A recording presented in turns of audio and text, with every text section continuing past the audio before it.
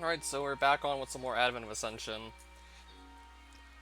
And yes, I did actually read Shadowlord's wiki article again. Yeah, this whole mod has a giant wiki with a lot of information on it. I just reread Shadowlord's article. And it does say that his particles, his attacks can actually inflict multiple status effects. It's not like they just do one status effect based on how much health you have. But it's recommended if you want to just use the Wither armor, you stay at high health as much as possible. Because the particles will just do a lot of damage to you with Wither if you're at high health, and they would do a lot of damage to you with Poison if you're at low health, but with Wither armor, you have immunity to Wither damage, so it would just be the Poison you'd have to worry about, and Shadowlord's base attack damage.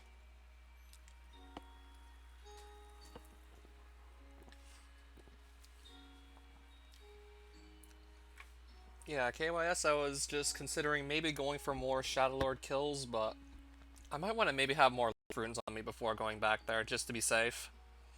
I hate to run out of these mid-fight and not be able to get away from Shadowlord, so might want to start stockpiling on more of those.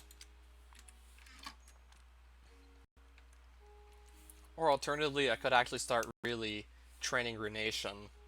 Try and get that to 72 as soon as possible. That is if... Actually, what was the level requirement for life runes? Let me just double check. I know it has the highest level requirement, and it's somewhere in the 70s. Life, level 72. And this is like what I'm currently looking at. Yes, I do know where there is a life rune shrine, but I would need to get the level 72 Runation from level 54, so that's still a ways away. Even if I go out of my way to train it, it still could take a while to get that to 72.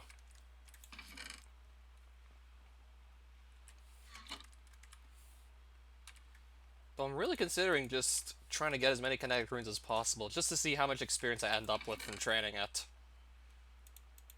Because I can actually start making those now, so I think I'm gonna just go for that and see how much experience I end up with. So I'm going to go put away the runes I don't need to carry.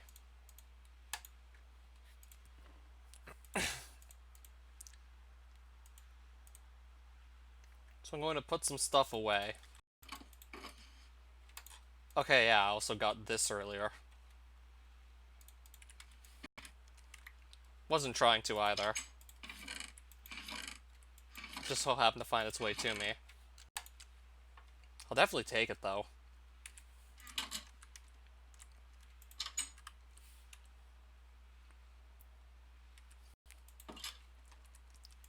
I think I still have my Deeplands portal now forcibly connected to Runendor and vice versa, so I'm gonna make another Ender chest. Because I think I still might not be able to actually get out of the Deeplands and back to the overworld. I still don't know quite exactly how to fix that, so I'm making another Ender chest. And I'm probably gonna put it in the Deeplands. What's Hunter's Revenge you recommended me to play? It's a Super Mario ROM hack made by, like, two of the brothers who are part of this team called the Devious Four. It's largely story-based, and some of the levels get pretty damn long, and even hard too.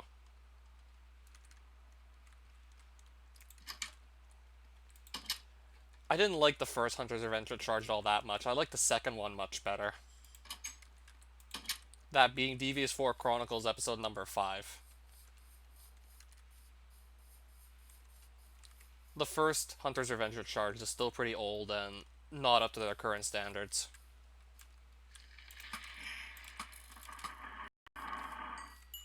Still not the worst hack out there, but they did much better with the second one.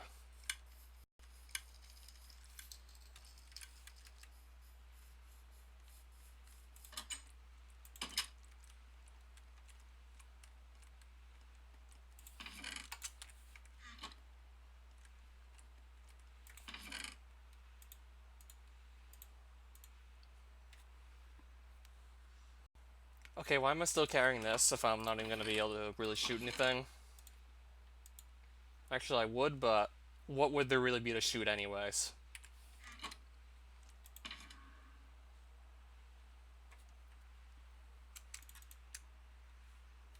So I still have some coal here. I'm just going to move it actually into one of my other chests.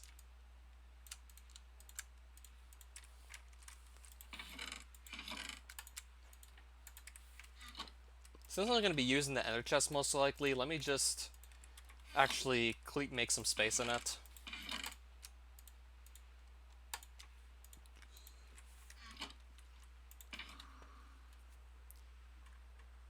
Not even using this that much anymore.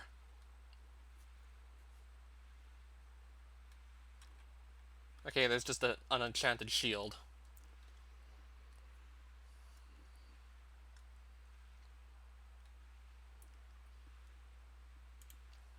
Just a random mishmash of stuff.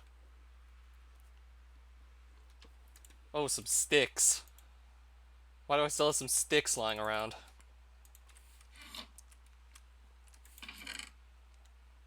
Better yet, how much sand do I have?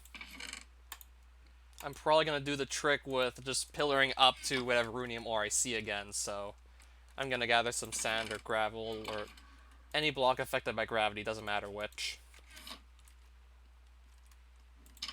So I'm gonna grab some of that first. Doesn't matter which block I grab that's affected by gravity. I mean, sand is like really easy to find.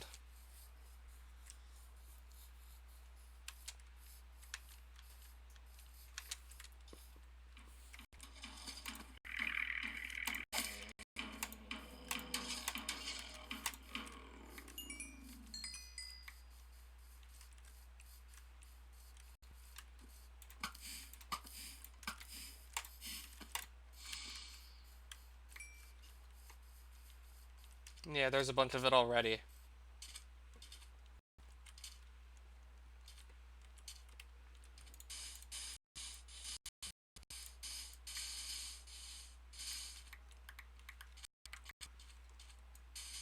I should not need more than a full stack of sand. And I already almost have that full stack of sand. And alright, that's enough.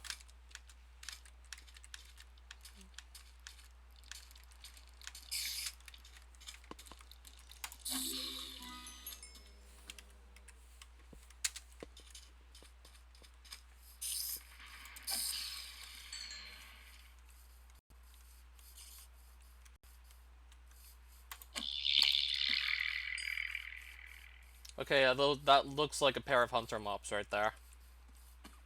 Looks like guys that spawn during the full moon event.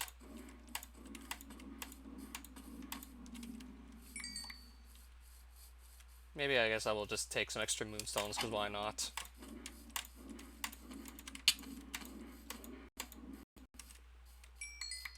And like my third scream shield.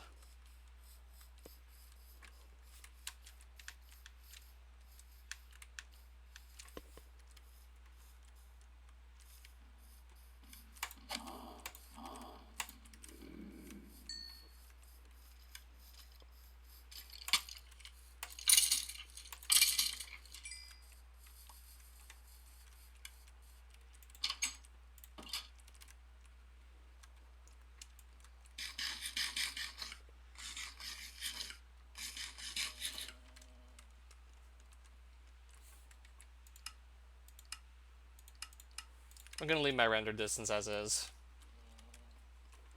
Shouldn't have too much trouble running this on render distance 6. But I never actually use the scream shields, I'm just still like piling them up, and also arrows.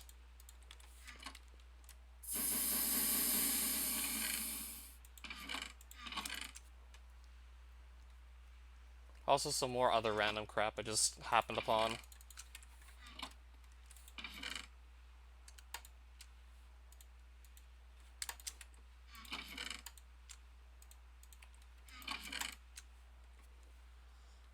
I don't think I'm gonna need that many moonstones, actually. I haven't found another use for them besides just crafting the troll idol, which is to fight one of the bosses on the overworld. So now I'm going to make the night vision potions, and once those are ready, I think I'll make a couple more. And once those are ready, I'm just gonna go right back out there and just find some charged runium in the deep lands. I'm gonna go right back to the deep lands, get some runium, then just bring that back and go to Gardencia, find that kinetic rune shrine I spotted earlier, then just train Runation there.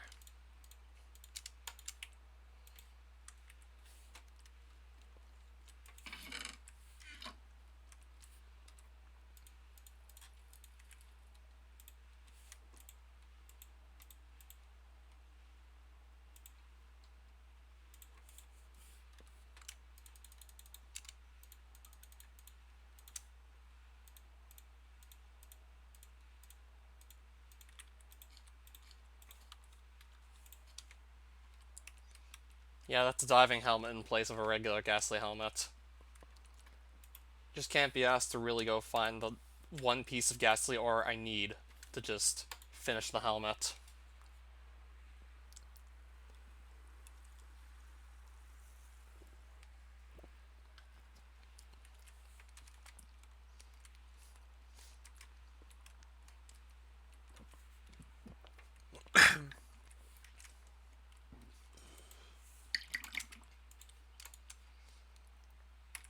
So these potions should be almost finished, basically.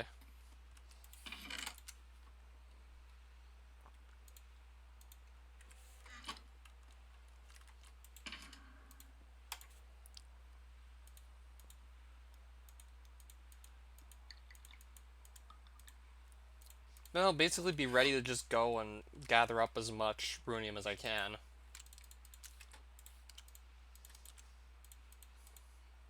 Alright, I guess we'll go do it right now.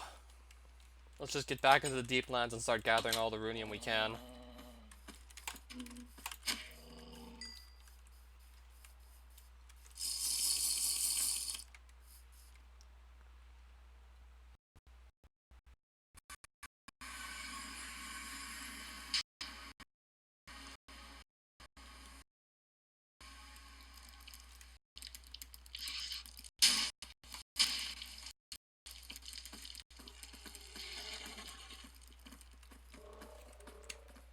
So I'm gonna run northwest. And from there see if I can spot any runium on the ceilings. Chances are I probably already got most of the runium around here. Chances are if I'm close enough to, like, the coordinates on the... Chances are if I'm close enough to the portal I came in, I've probably already grabbed all the runium near there. Probably already grabbed most of the runium next to where I spawned in from the overworld. So I'm just gonna have to go further and further out every time I want to find new runium. You can barely see it, but if you look hard enough, you'll be able to spot something on the ceiling there. Rather than have to go mine for it yourself. This is generally just much quicker because you can actually see the runium and move around much quicker as opposed to having to dig your own tunnels. But you have to have fall damage resistance if you want to go do this, otherwise you'll just die, basically.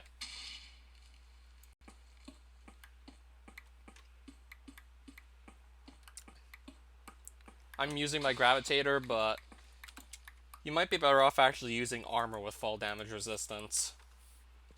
Or more like fall damage immunity. Just to make this even less risky to do.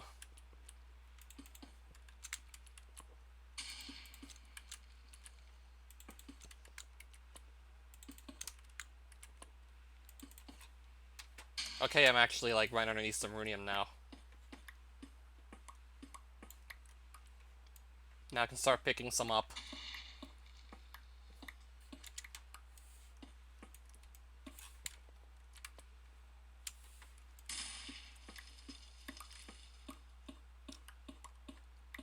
I'll probably grab a couple more blocks just so I can do some more bridging if I need to.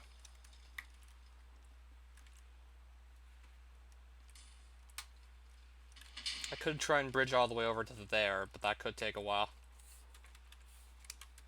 Especially since I'm not the fastest at building bridges. That's why I was never all that good at Bed Wars. This and actual PvP are like the two skills you need to basically have down to be any good at Bed Wars. Build bridges without falling off them as fast as possible and just being good at actual PvP.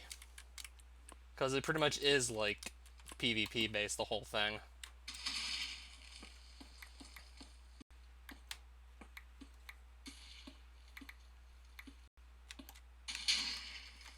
It's pretty much like a player versus player minigame.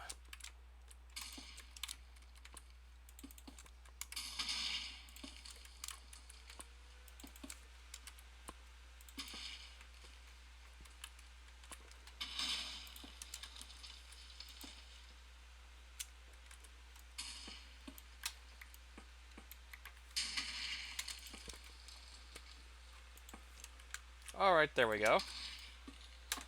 Now let's grab this ore as well.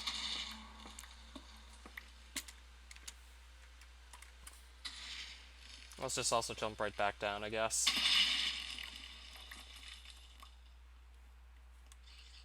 Let's see where's the rest of the ore that we just got earlier. Trying to find out where the rest of it fell.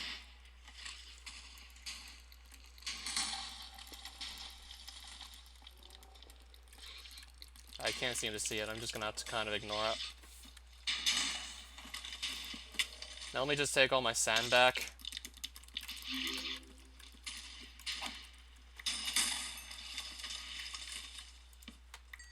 Okay, I lost a bit of it, but I should still be perfectly okay with 67 blocks of sand.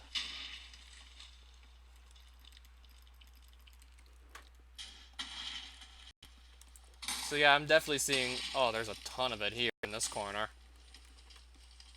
This corner's got like a ton of it. So I'm gonna go pillar up here and start just working on getting all the rhenium I can from here. There's just so much of it here, basically. Yeah, I'm looking at a shit ton of it right now.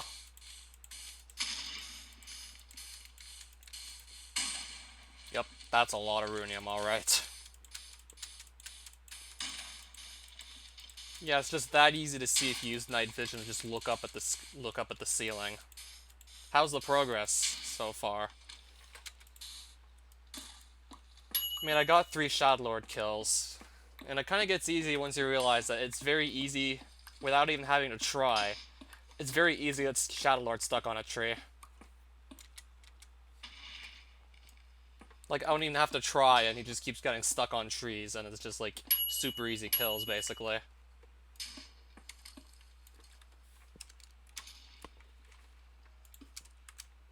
I already got everything I needed out of the deep cases a while ago.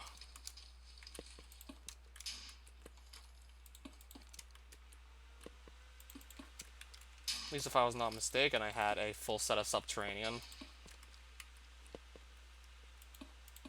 Honestly, for me, the most useful thing out of the deep cases are gold coins at this point. Unless maybe I actually forgot to keep a full set of subterranean armor, then maybe I will have to break some open. But still, the gold coins are nice.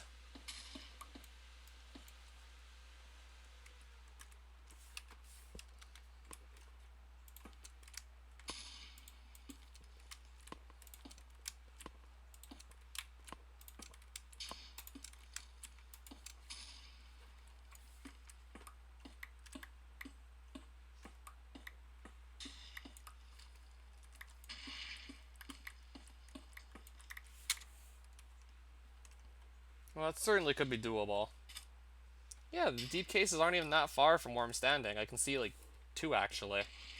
Just from where I'm standing, I can spot, like, both of them.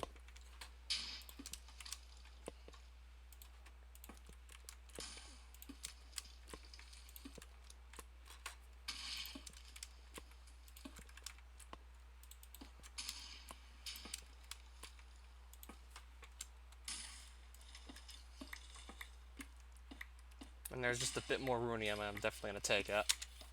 And then I see some more over here as well that I might have missed. Yeah, I missed some.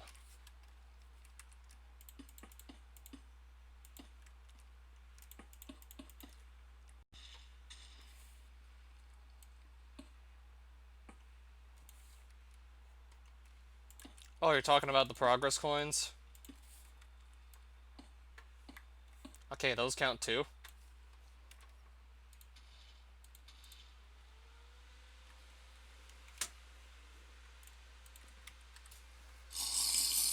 Right, so now I can see again. And I will need some more blocks just to build around. Oh, Sweaty, welcome back.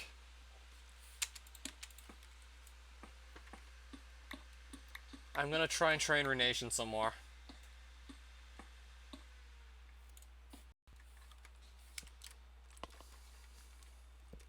Wonder how many times over we got like 64 copper coins. Wondering, like, actually for each of us, how many times have each of us over gotten 64 copper coins because they're just that common?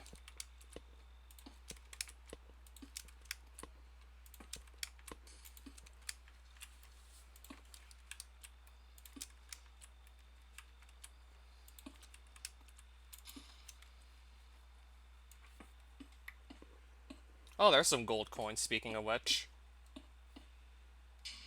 I mean, it's still kind of fun to see what's inside those deep cases. I mean, they kind of have quite a bit of interesting loot. I just spotted another one up there. Just a bunch of Deeplands tokens that I don't really need.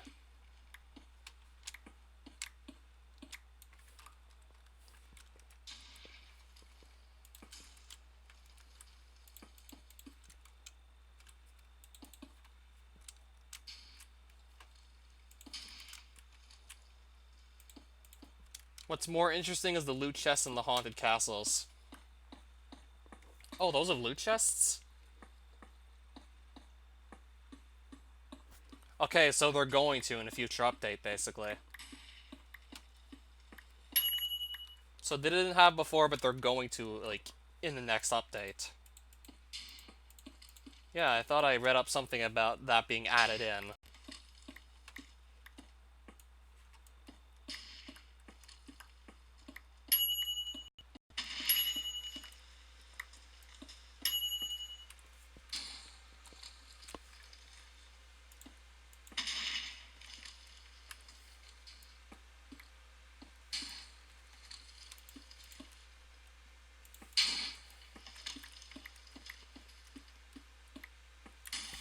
That's a piece of subterranean armor right there.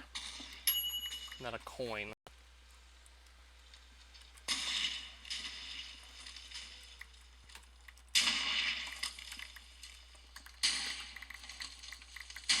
So let's just pick everything up that's fallen to the ground. And there's gonna be a bunch of runium on the ground that I didn't get earlier. So now I just go quickly pick all of it up. Not quite sure where the rest of it landed. I think I've probably gotten it all by now.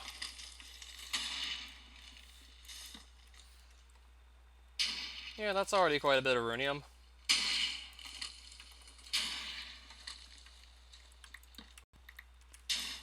Still gonna keep looking though. Oh, welcome back, physicist. I'm just gathering charged runium so I can actually go train the Renation skill some more.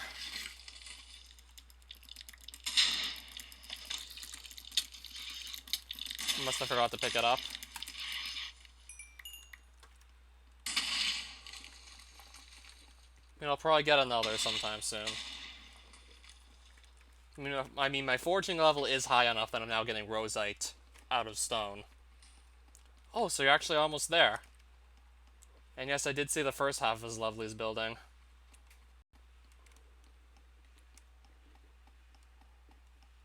I'm gonna go to this batch of runium.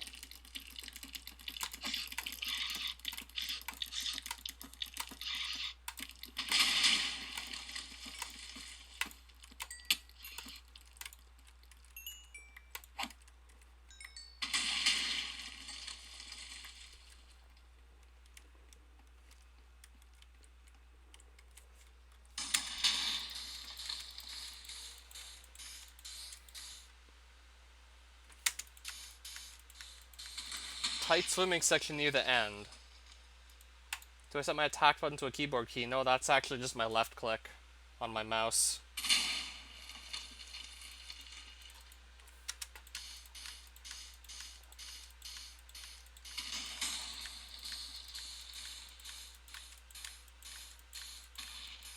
I mean, that's generally how I click when I attack stuff. Usually I don't want to go for as fast as possible. Try and not miss any inputs.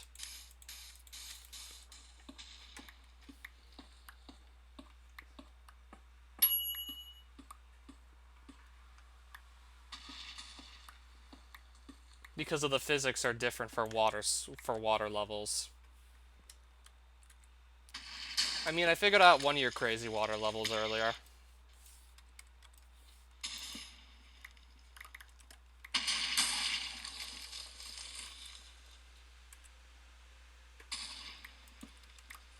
I figured out one of your tight swimming sections, so I might be able to pull it off.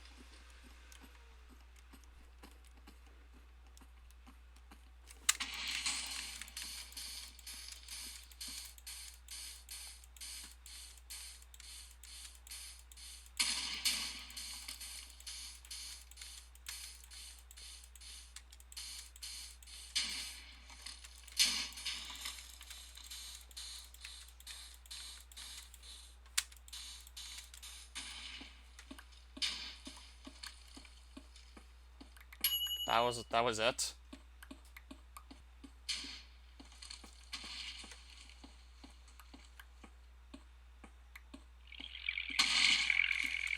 Okay, those were some nippers in some of those trap blocks there. But they're probably dead. Yeah, those are supposed to be waiting for people who are mining up at the top layer as like some sort of surprise attack. But they fell to the ground and now they're dead. They must have fallen at least like 50 blocks and now they're all dead.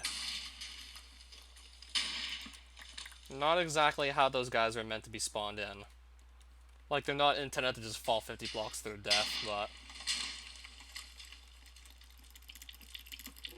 yeah, that definitely works out for me.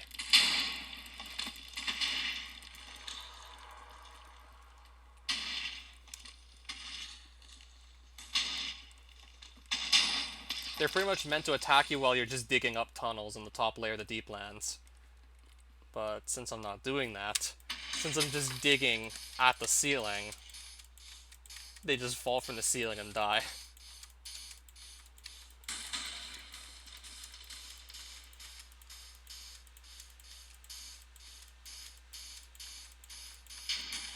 You built it with Super Mario physics in mind. And I know the physics engine on Super Mario Flash 2 and Super Mario are not the same.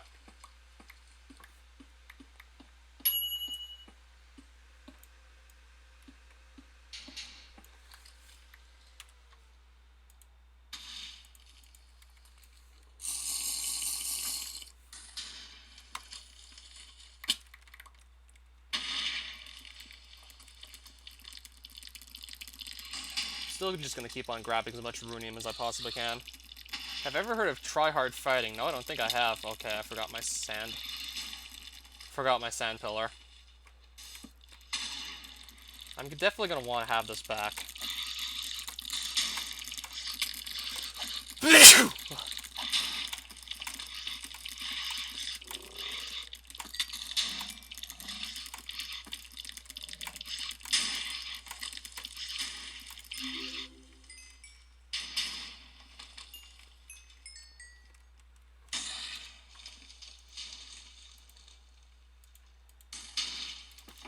So let me just put some copper coins into these boxes here. Gonna move some copper coins into shulker boxes, because I'm starting to kind of get a lot again. Also, so I have more inventory space to work with.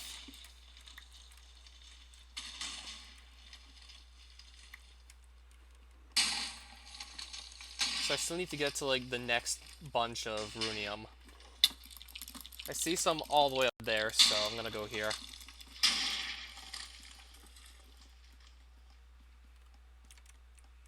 I see plenty here, so let's go here.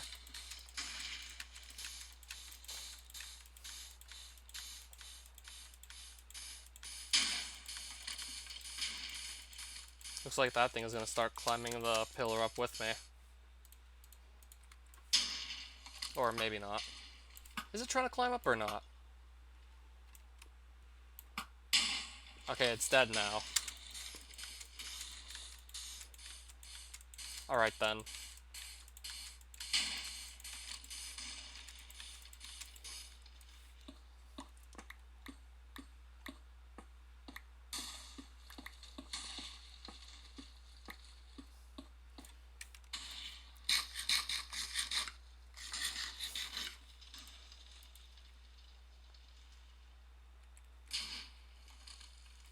Yeah, so those are some deep cases.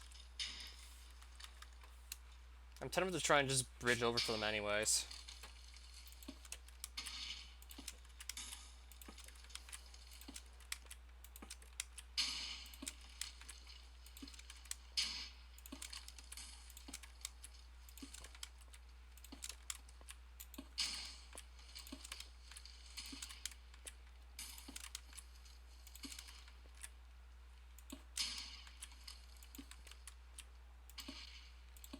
Alright, there we go. Okay, I just got another deep bow.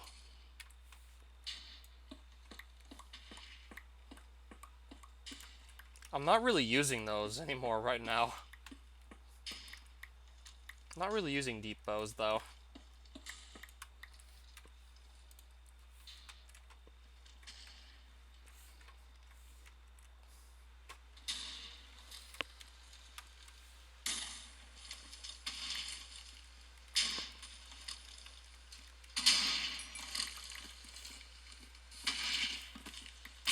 Okay, fine. We're just gonna kill these guys before I can take my sand back. Okay, I kind of have to get rid of them. They're all just gonna group up on me if I don't.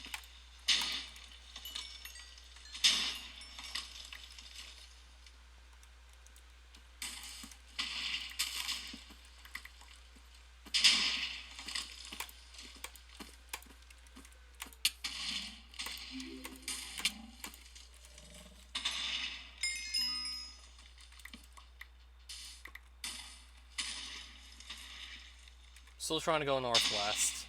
Yeah, because I'm having pretty good luck actually finding runium just doing this. I'm gonna stick with northwest because I am getting quite a bit of runium.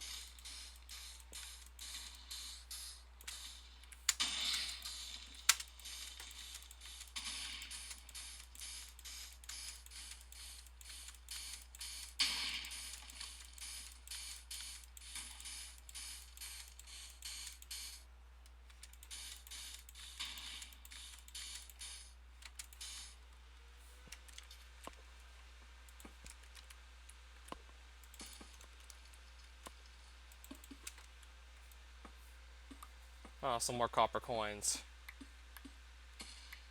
I think that deep case might have been by itself.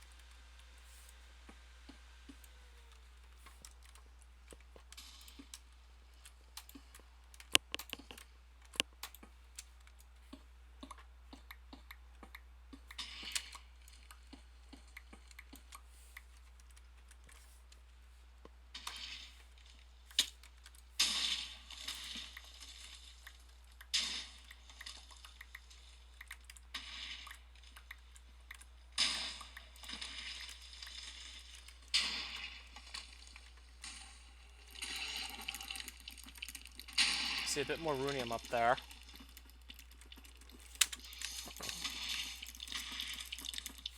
Okay, I kind of got myself stuck under here. Got stuck under a mushroom. If that's what that is. I mean, they look like mushrooms, I'll say.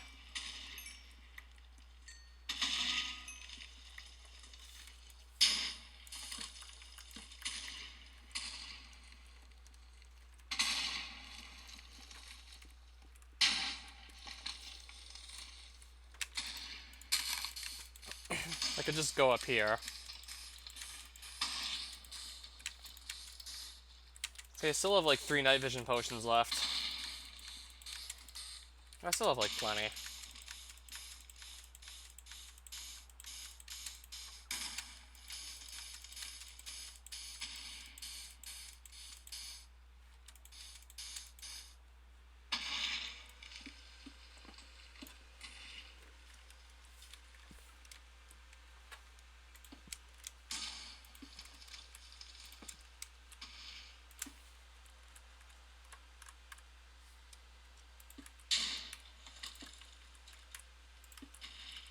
If I try and build the bridges without just sneaking with shift. If I try and get good at that, that could probably speed up, like, my bridge building, but if I mess up, I'm falling, basically.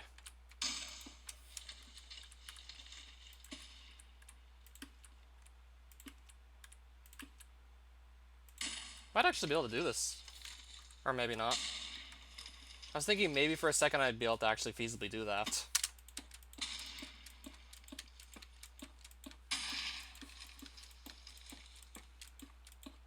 It's something I'd have to definitely get good at.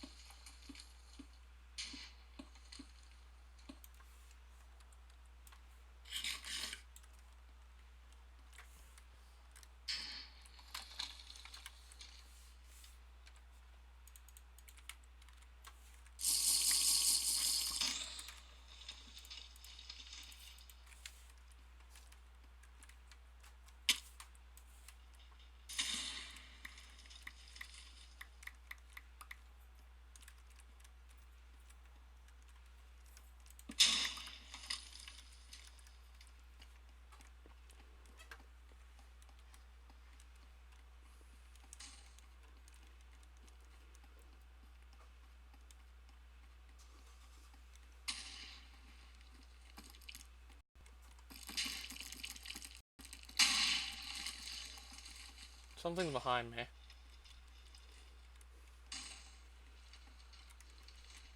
I'm gonna try and get to here.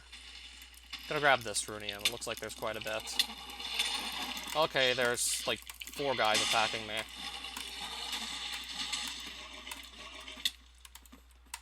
Make that 5. Okay, make that 6.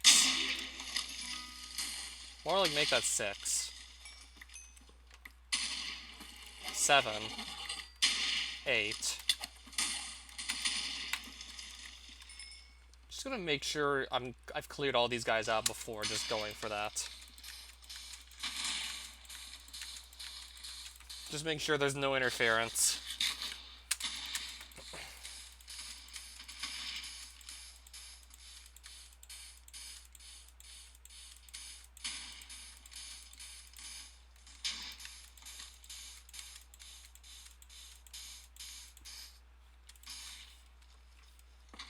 I wonder if I can actually reach all of the runium from just right here. Maybe I can. Seem to be able to just pick all of it up. Well, almost all of it.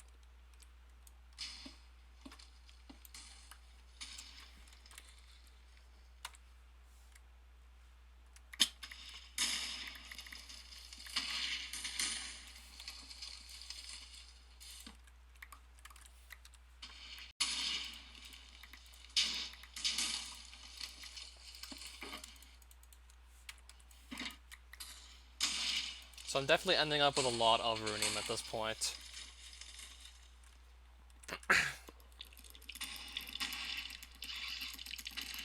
Alright, let's go up here. Okay, I'm probably gonna have to just get rid of these guys and then go up here. I'd probably be able to deal with one of them at a time, but not like freaking 3 of them. Okay, I pretty much have no choice but to kill them all.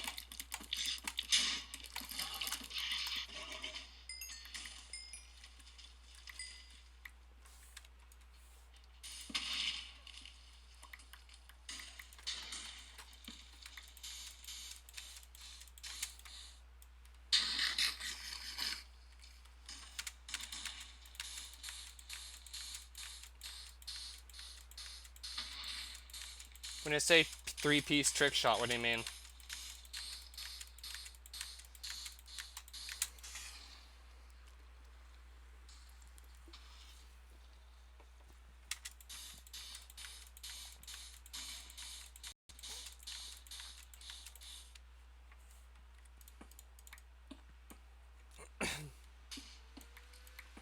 Okay, now I see all the runium.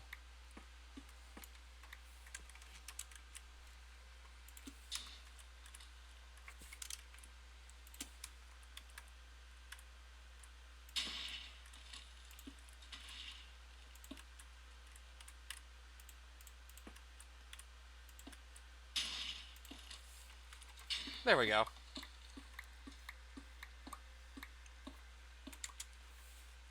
And there's some more back here. I'm just gonna go quickly grab.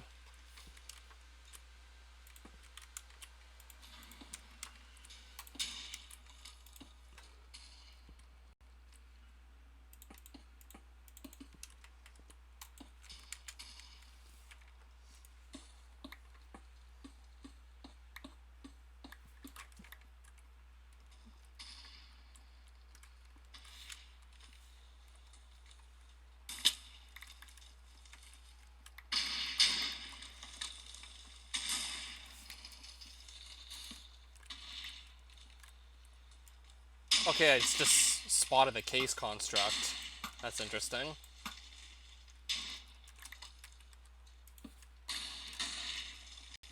Alright, so there's a rare mob. Mainly just came here for the runium. Yeah, it even sounds like it's a mob from Christevia.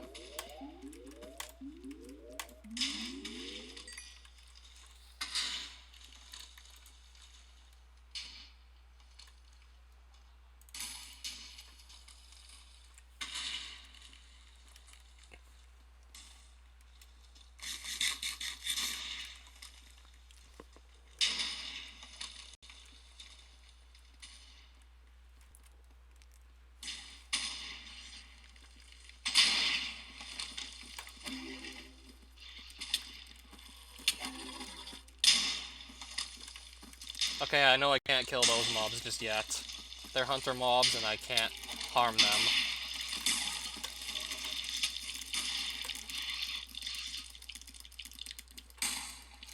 So no point in really taking note of that structure right now. Still might be a while before I can kill those guys.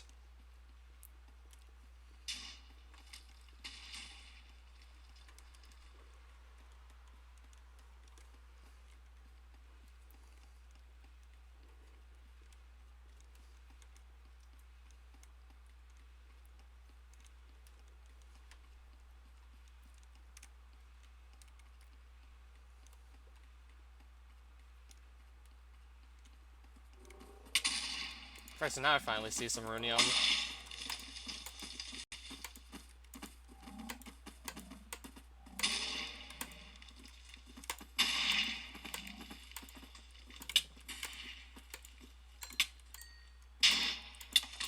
Can I just hit this guy, please? He's right in front of me. Why can't I not hit him?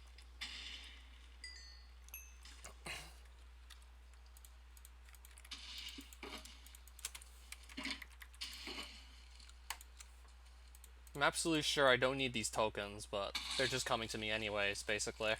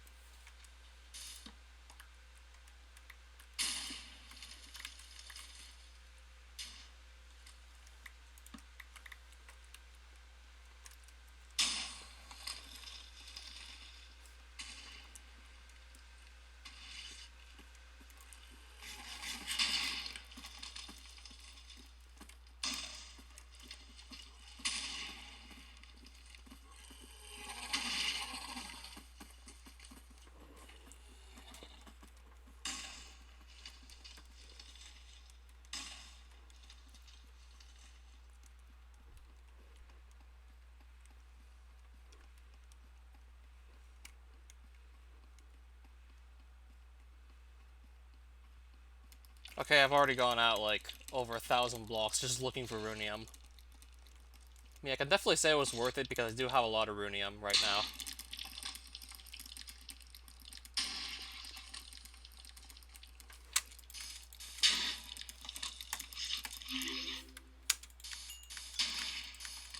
Okay, good thing that was just one spider.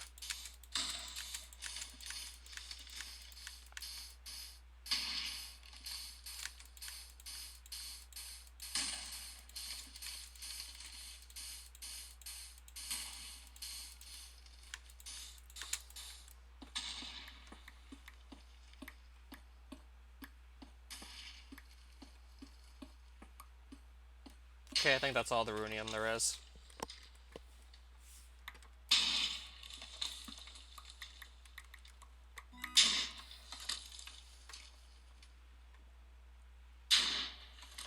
I didn't do too bad, actually. Well, no, not really. It's just been me gathering runium the whole stream so far. And I'm still gonna see if I can just quickly find more before I'm done with the deep lands.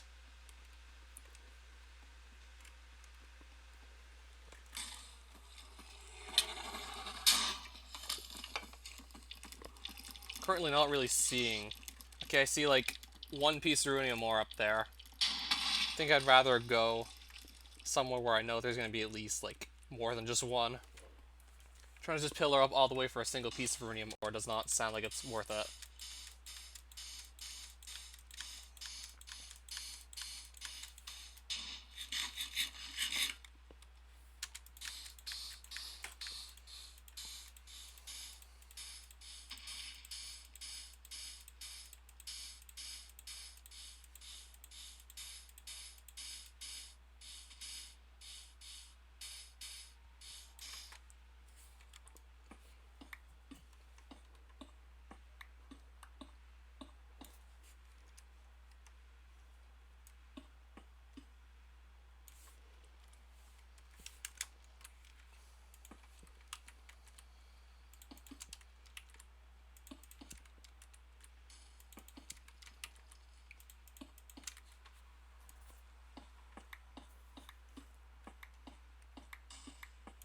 Just all copper coins from those 4 deep cases, are you kidding me?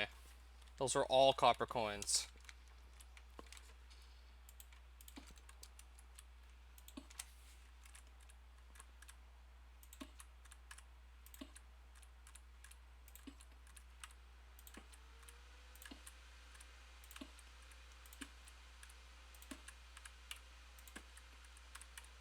Man, I finally figured out how to make these bridges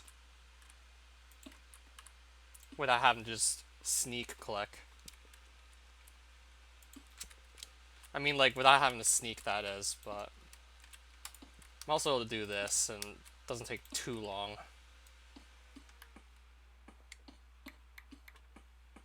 More gold coins, then more copper coins.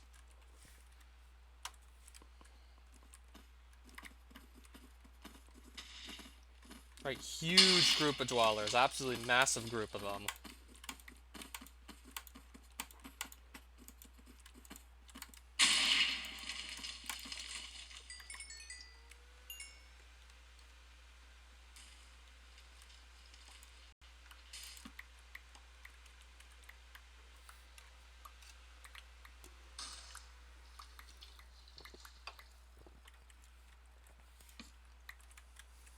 Well, it looked like there was more of them because they do summon clones of themselves, so I thought it was bigger than 4.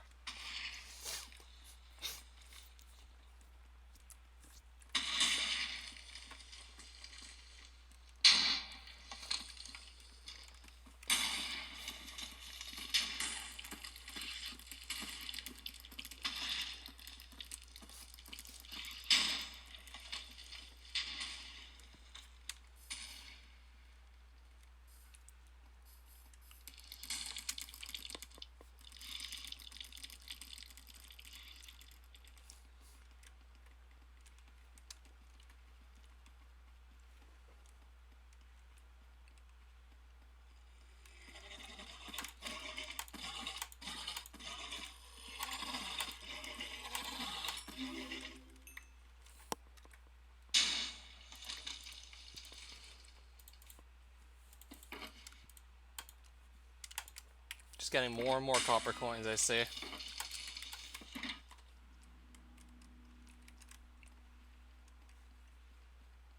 I was trying to go south. Trying to head back out of here.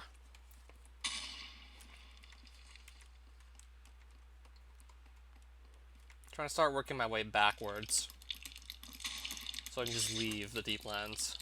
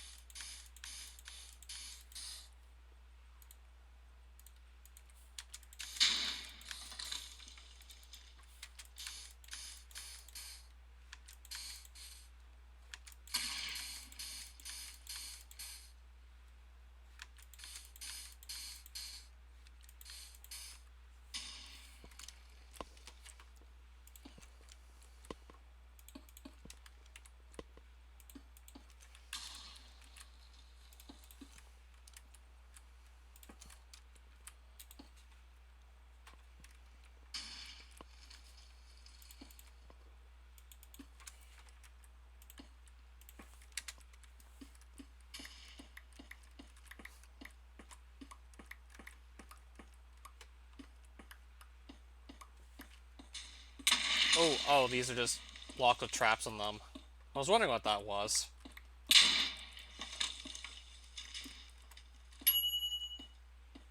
I was wondering what the hell that noise was. Or better yet, also, like, what that knockback was about. Forgot about those traps momentarily.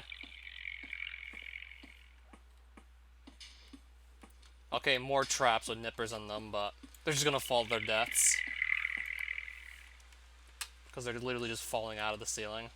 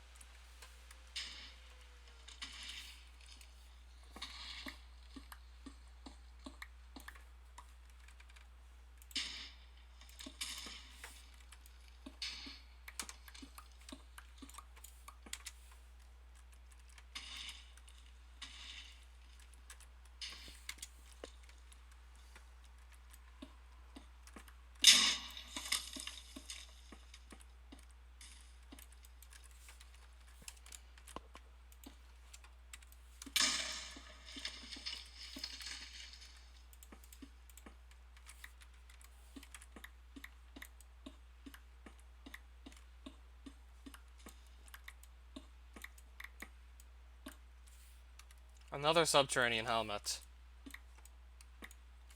And then just more copper coins.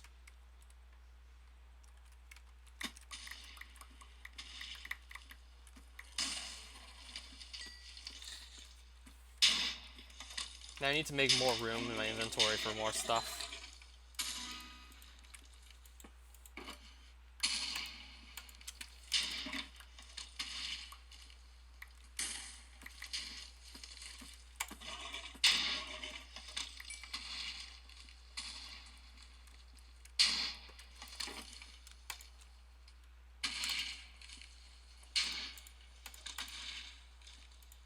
Yeah, that's a lot of runium right there.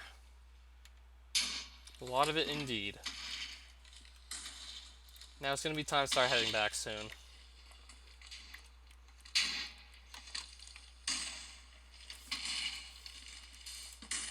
Not gonna have that much more night vision to even work with, so I'm gonna consider just heading back soon.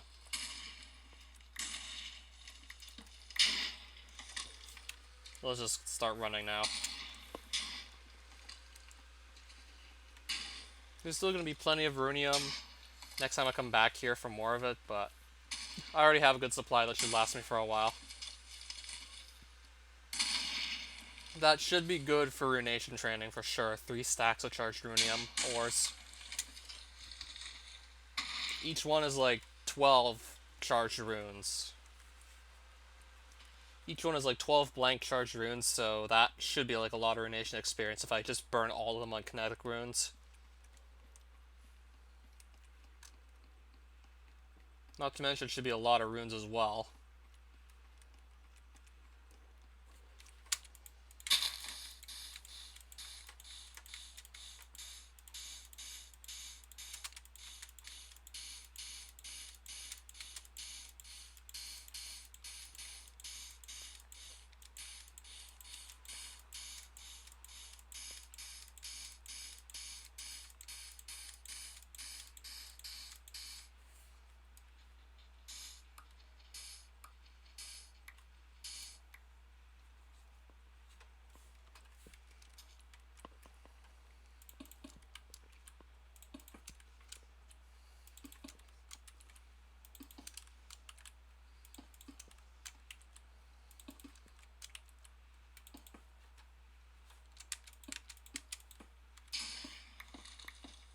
That's a lot of deep cases. Still nothing really useful in them.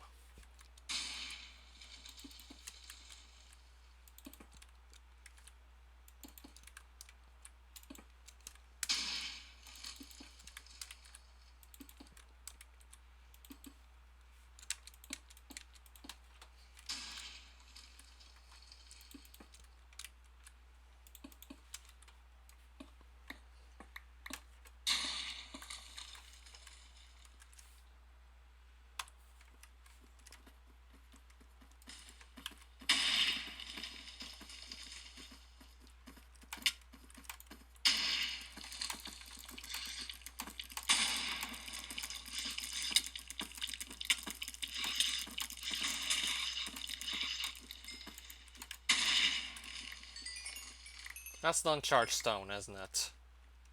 Still don't know exactly what those are used for anyways.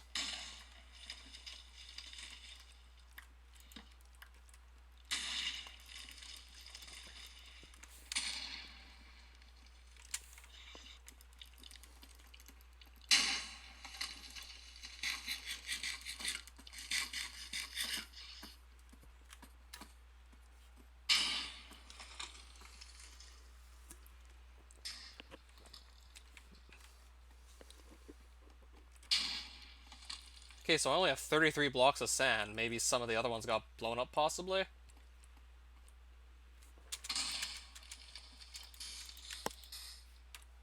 I have like almost no night vision left, practically.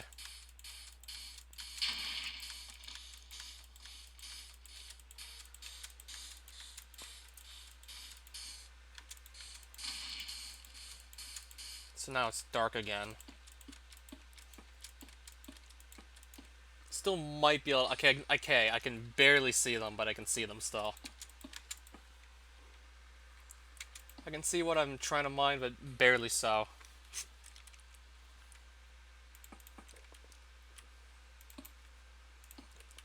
So now I actually get to look at like the natural light level of the Deeplands, and kind of looks pretty to look at all those light source crystals at the bottom.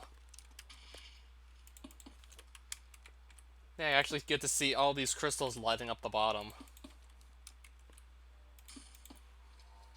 Actually looks kind of nice, I'll admit. But I still prefer to do this with like maximum light level. Just so everything's much easier to see. But I can still sort of see what I'm trying to actually get to mine.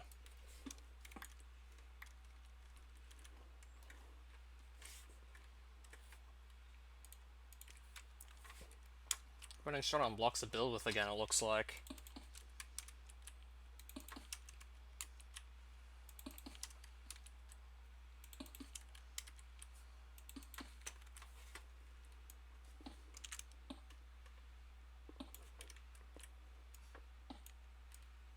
Oh, there's one more deep case up there.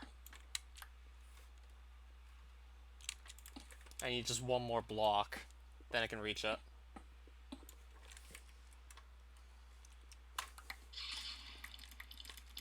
Looks like just another helmet sitting there.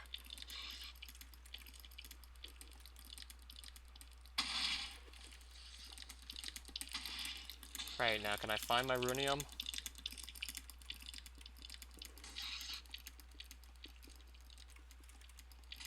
I think I'm just gonna have to leave it at this point. I mean, I can barely see what's in front of me and these guys are attacking me, so... That or maybe just place some light sources down. I think I'm honestly gonna be too busy fighting as opposed to actually looking for runium. I'm gonna be too busy just fighting these guys, so what's the point? I'm just gonna leave with what I have, and otherwise I just spend like forever fighting these guys.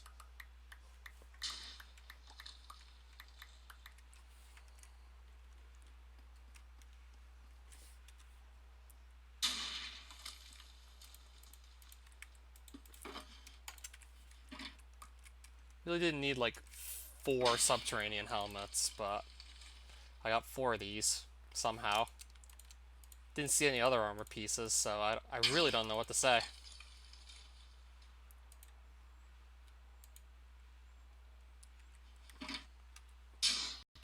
I honestly want to just toss out 3 of these.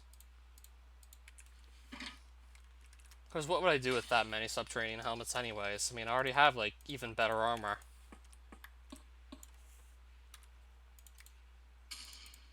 So I will keep one in case I don't already have one in my base. So I'm keeping one, just going to toss out the rest.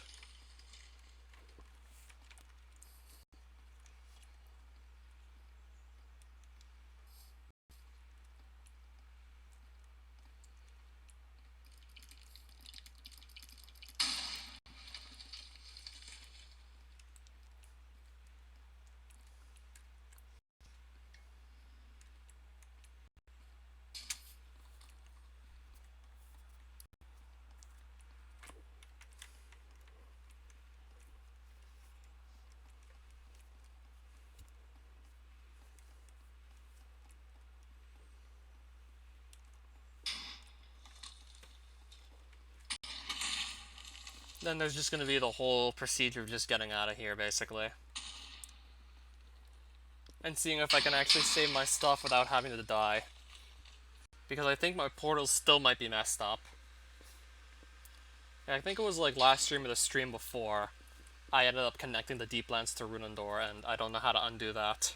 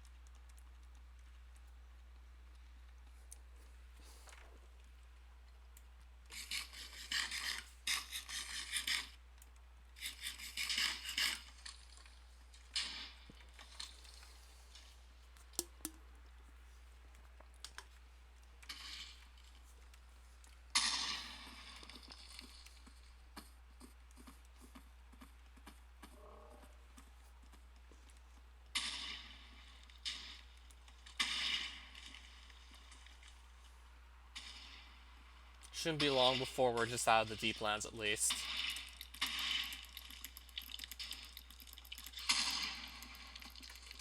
Yeah, we're certainly heading in the right direction.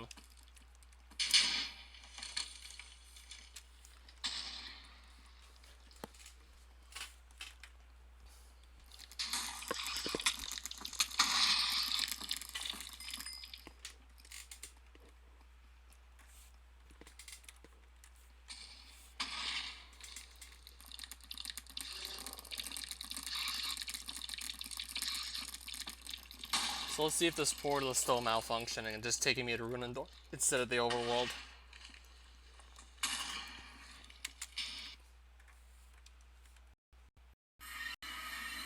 Yeah, I'm still getting stuck in Runendor apparently.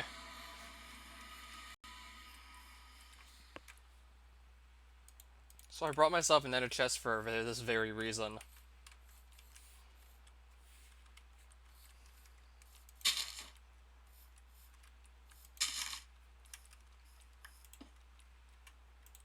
Not quite sure how to get out of here either, without just simply dying and just warping back in the overworld.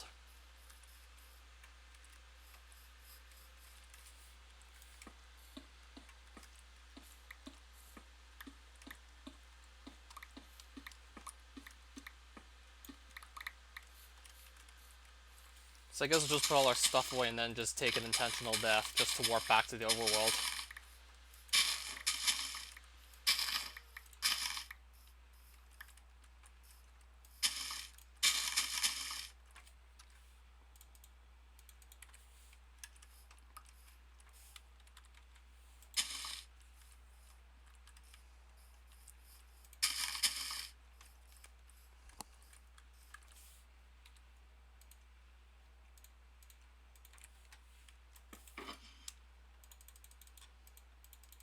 So all the Deeplands loot we're gonna put away, I guess. Actually, no, I don't need these tokens. I'll throw the tokens away. Anything I'm pretty sure I won't need, I'll just toss off the side here. What was I doing earlier today? I was actually just gathering runium ore so I can go make some more runes. And now I'm just planning to simply leave Runendor. Now I'm getting ready to leave.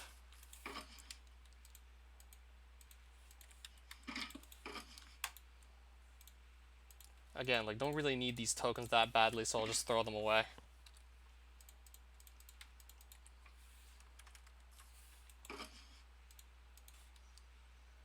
Everything else I am keeping, though.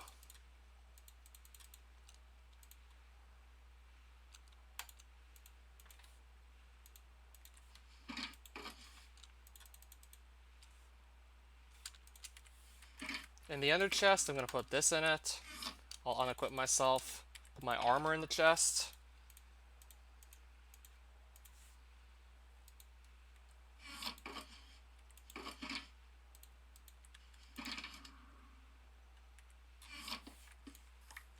Then to put these back in as well.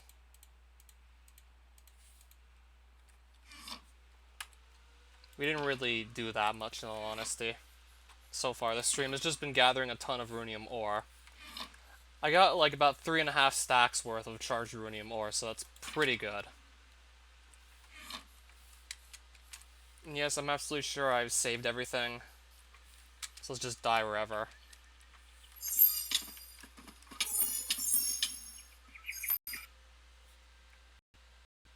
I really have no other means of getting back to the overworld.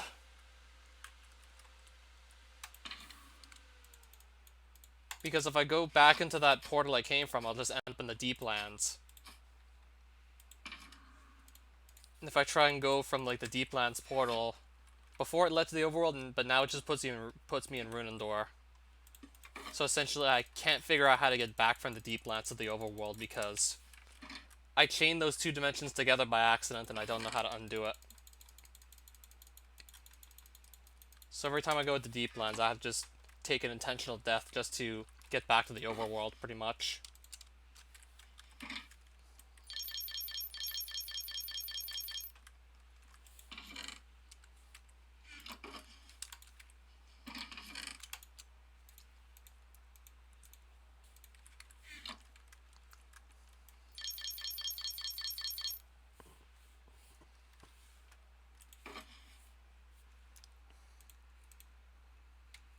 So this is all the runium I managed to end up with.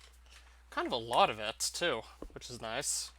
And I got like 4 extra gold coins just from breaking random deep cases, so that's always welcome, too.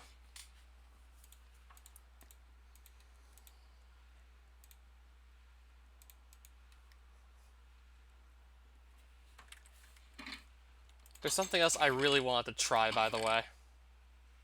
Okay, that's the Giga Cannon. There's something else I wanted to try, actually. So there's something called the Light Spark. It's a one-hit KO against most mobs. It's not going to work on bosses, though. Doesn't let you kill stuff if you still don't have the Hunter level 4. Powerful, but it's not game-breaking. But there's this enemy in Gardencia that regenerates its health extremely quickly, so I'm going to try and just one-hit KO it with this Light Spark, as opposed to actually just trying to whittle its health away. That's how I'm planning to actually try and kill that thing. And once everything's been put away, I'm going to Gardencia. Gonna go towards that rune shrine. And then just make a bunch of kinetic runes as soon as all that is said and done and ready.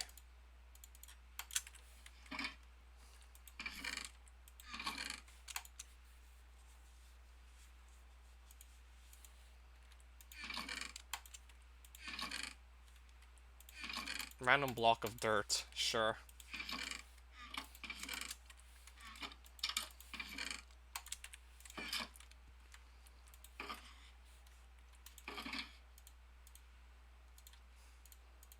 There's another random helmet I got earlier.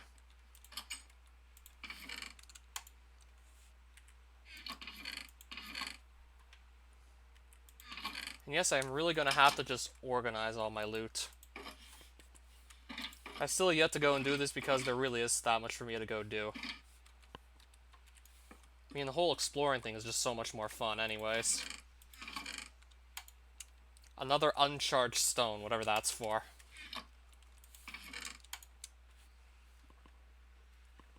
That plus I actually do need to also process all the runium I just got.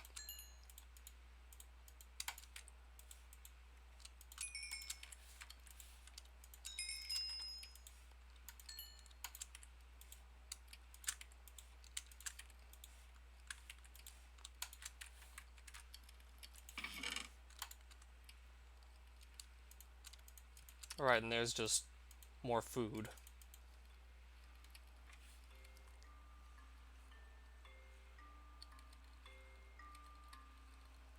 So now we wait for all this runium ore to be processed. Then I'm going to go to Gardencia and actually start using it all up. Well, depends on how much ruination experience I get. Depends on, like, whether or not I'm satisfied with the ruination experience I'm getting. I just want to see, like, how much I can get with level 54 ruination, making kinetic runes. So I will just wait for this to be processed.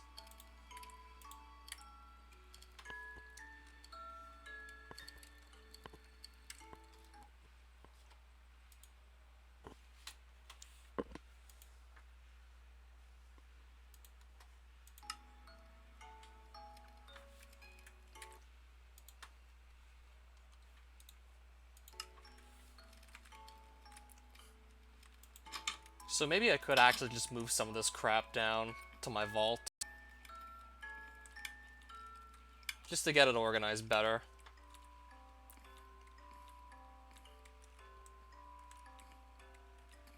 So the Great Blades and Mauls apparently get one chest. So I guess I'll move some of the Great Blades down right now. If they get one chest, I think it's safe to say I should move some of these down. So these are Great Blades. I'll probably toss out the extra royal one.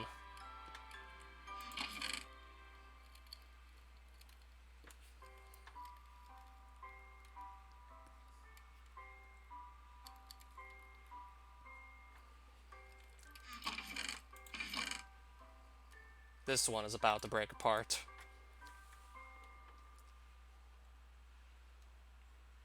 So I really would actually like to just... I don't know why I'm still keeping these either.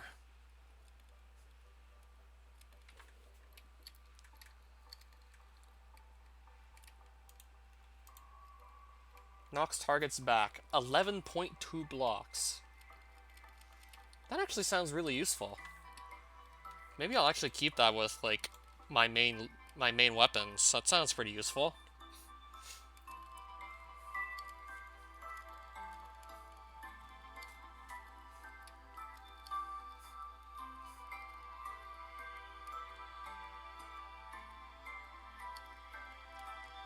10 damage and you fire like once every 3 seconds. That sounds horrible.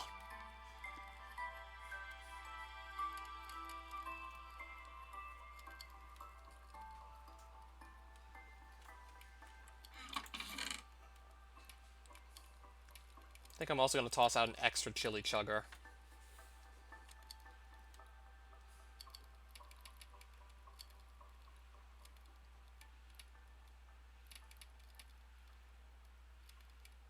So I will have to see what all of this stuff exactly is, like what class every gun exactly ends up in, so I can just organize it properly.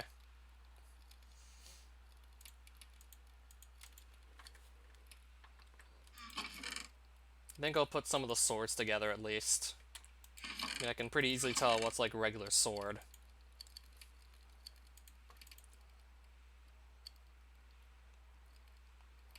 So I will move a couple swords.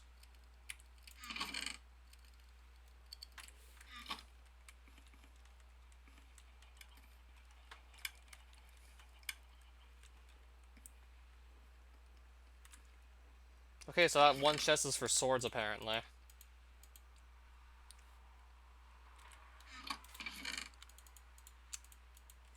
I'll throw this stuff out. I'll probably keep this with my main weapons. I mean, being able to knock stuff that far back sounds very useful.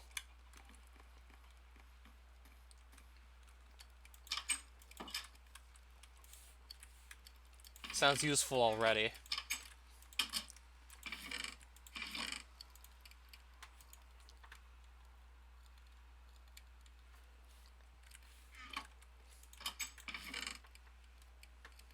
Yeah, and there's still all this other stuff to just get organized.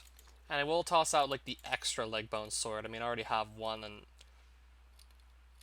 I don't really think I need to use this that badly. I mean, I do have a Blood Fury and a Harvestor sword just still lying around.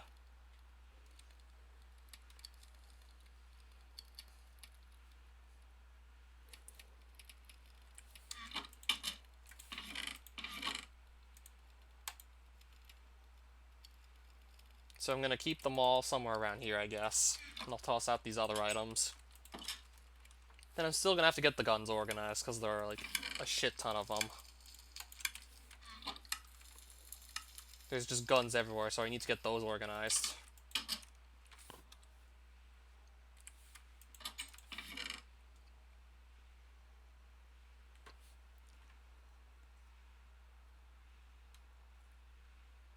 So that already makes quite a bit more space, which is good.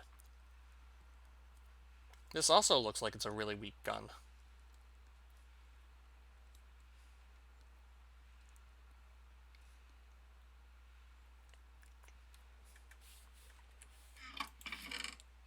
Those just a bunch of building blocks.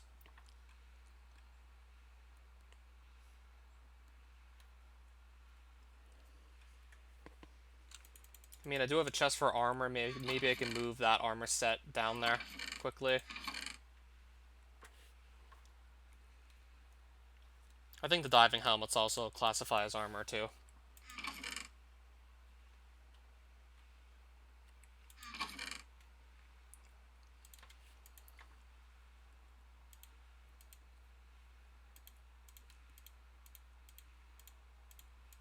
I mean, if I did set up that armor chest earlier, I guess I can move some of that stuff down there as well. And I'll probably toss out these fishing rods I don't seem to have much of a use for.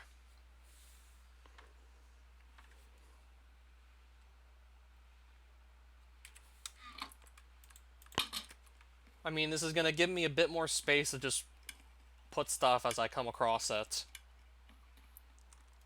I'll have a bit more space to just put stuff away as I need to do so. Yeah, we'll organize it all later. Still probably a ways away from having to organize everything.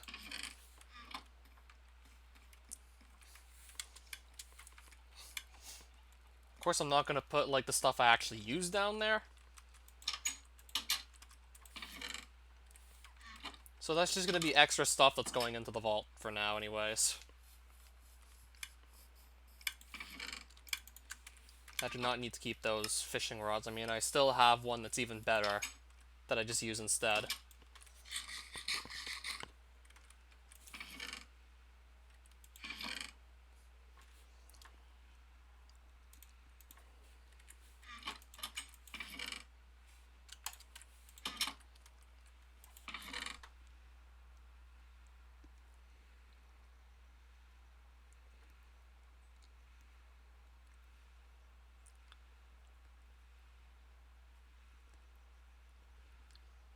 Yeah, this is an even better fishing rod I have, by the way.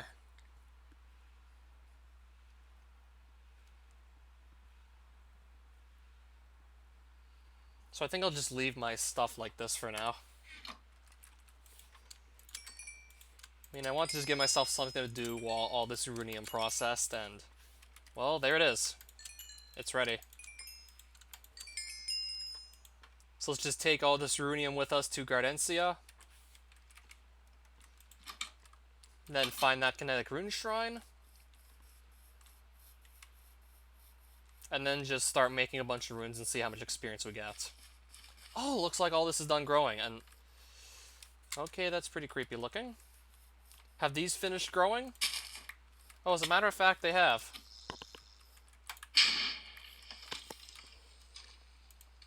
So those are done growing.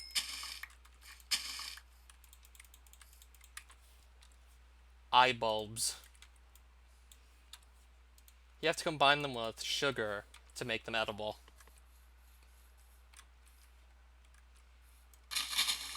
Only then can you actually eat them.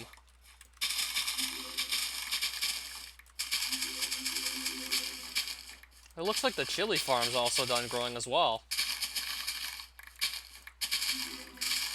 It wasn't that long since I last tended to it.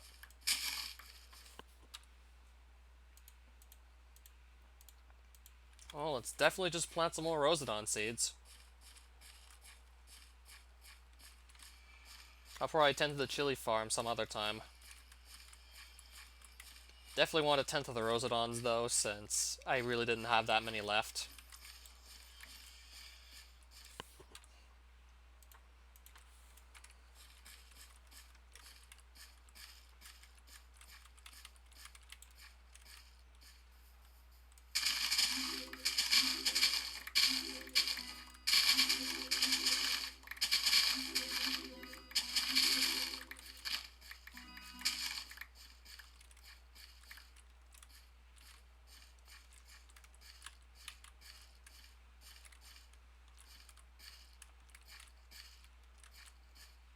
I know Gardencia has like its own ocean-like biome, just like the overworld, so I'm gonna bring a boat there too. Will certainly help with getting around. Gardencia has its own like oceans. I think it might also have like the day-night cycle that the overworld has, so I'm gonna sleep so it's daytime, bring a boat there so I can sail around, get around easier, and then I'll be ready to go there.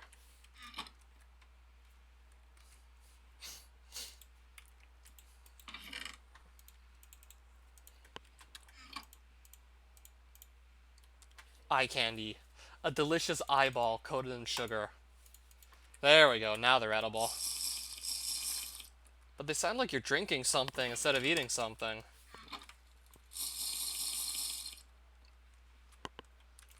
And yes, I know those actually restore energy when you consume them.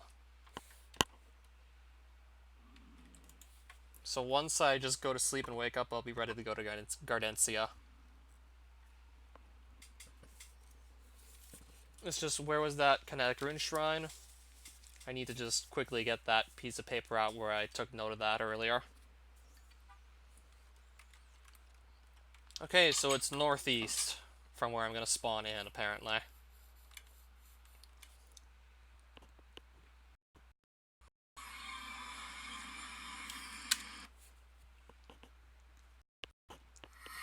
Alright, so that portal still works fine.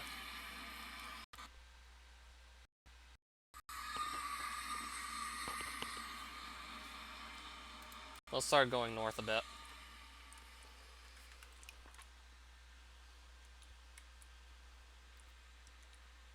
I think those broccolis were the things that dropped the Rosedon seeds. I think it's the broccoli that drops it.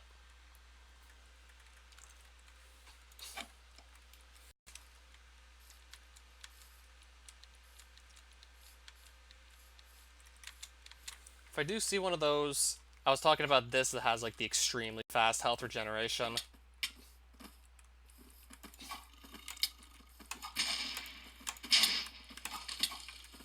And now I have to deal with multiples at a time. I'm not ready for this. I wasn't ready. No, I wouldn't. I was not ready for multiples. Right, so it's dead. Wait, how much durability did that even use up? I just killed one, and now this thing already has like half durability left, and I'm still being attacked by 3. No, no. What do you gotta do to just get these guys off your backs? What is that? If I can get to that gun, if I can even get to that gun, but I can't, they're blocking it. Why is there gotta be 3 of them on me at once? No, no, if I can even get... no, I'm stuck in the... no, I'm stuck in the water. Alright, they basically have me stuck in here. They've basically got me stuck. And they're not dying. I'm just gonna use this Great Blade on them. I'll try to. No, I can't do this. I can't fight 3 at once. I can't do this. And now I lost sight as to where that gun drop was because of all that chaos. Oh, there it is. Because of all this freaking chaos. This is literally just chaos right now.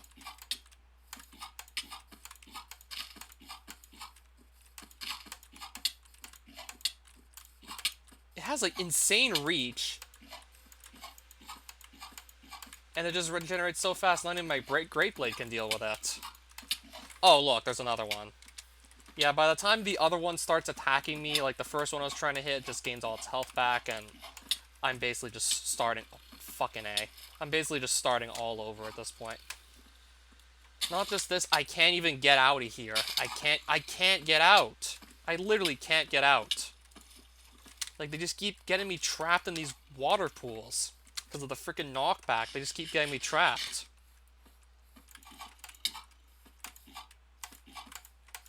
Like, I need to find a way to trap these. And not get trapped myself. Like, there's gotta be a better way to deal with these guys. Because I could just be swinging at them forever.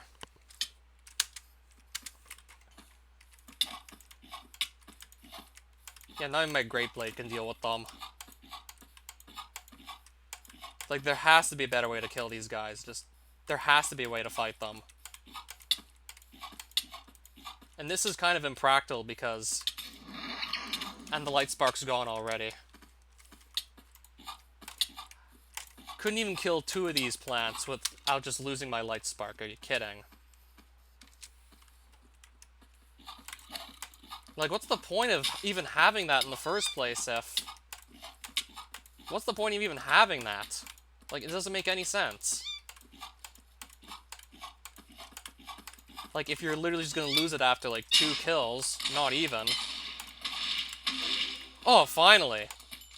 Found out how to kill it. Finally, I figured out how to kill those giant plants there. It's...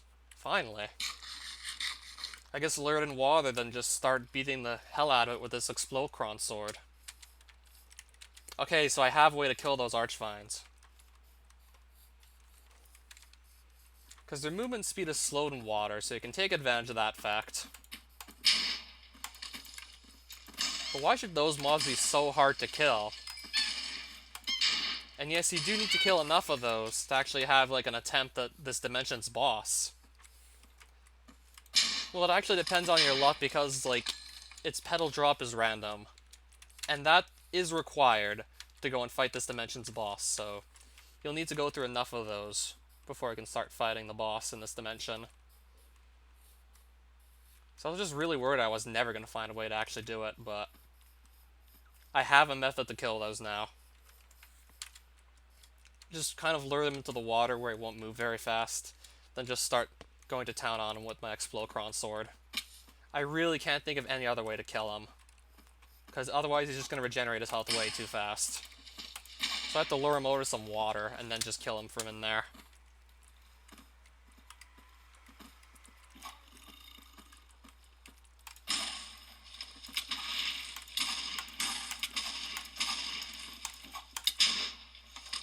Yep, that's all I can do to really kill him. Can't think of anything else. And I might want to be a bit more careful with just how I do things. Might want to be a bit more careful now because my armor's starting to take quite a beating. Yeah, these broccoli things drop the Rosodon seeds.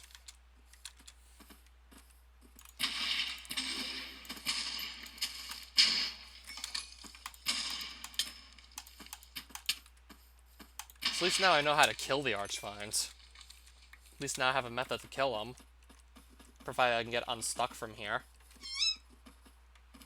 At least now I have a way to kill these.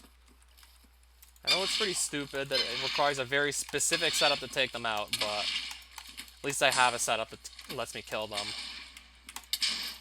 Preferably, I don't want to have other mobs attacking me too, because that's just going to make it even harder to set up.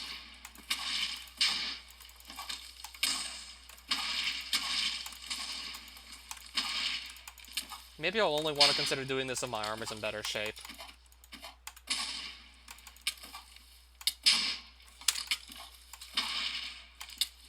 What the hell? Now this isn't even working anymore. Now it just keeps hitting me. There we go. Yeah, that barely even works still. That's the best method I could possibly come up with on such short notice to kill those Archvines, and it still barely works. Well, at least I do have a method to kill them. Floricle seeds. What are these? I'm guessing maybe the Archvines dropped them? Because I don't recall having seen these yet. So yeah, the Light Spark is basically worthless. So I wasted the perfectly good upgrade kit just for that. To watch my item's durability just go from like full to zero, not even like killing two of those guys. Couldn't even finish off two of these guys before just losing my Light Spark. It was literally that like bad. So Light Spark is definitely not going to be like practical to kill multiples of these guys. Kinda gotta just use my sword instead.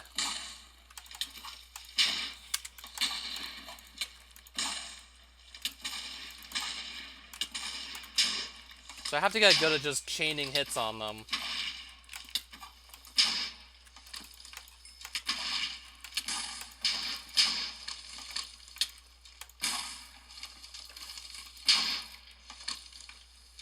If they even come towards me, which right now they're not doing. They're barely even moving at all towards me. So yeah, my idea is to kind of just stay underwater and hit their feet from underwater. Okay, they can still kind of touch me. Yeah, this is more or less what I'm trying to do, but even then, like, I'm having trouble just getting them to come out here.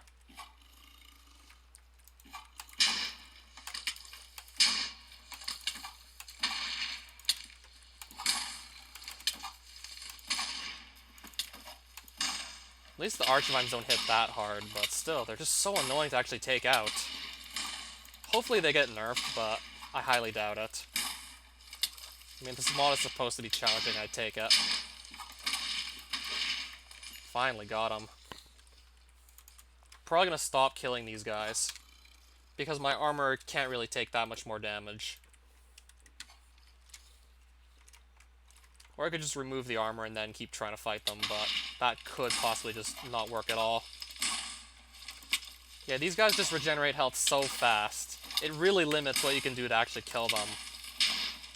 Like, you need a very specific setup to take them out. And even then, you're still probably going to have a hard time doing so.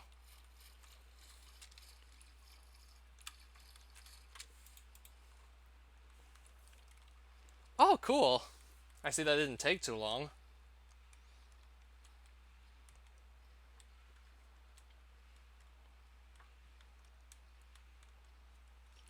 Well, at least I also finally figured out how to kill Archvines. Despite the fact they regenerate health extremely fast. That, or maybe I could just bring like a really powerful gun to kill them. Provided I don't miss with too many of my bullets. I mean, my sword is also doing the trick if I just lure them into water. Because when I'm in water and if I have like Death Strider, it's very hard for them to just consistently knock me back, so I can just kind of stay on their tails. Everything else, for the most part, is going to be really easy to just kill. The rest of these guys are really easy to take out. Why is my sword not hitting them?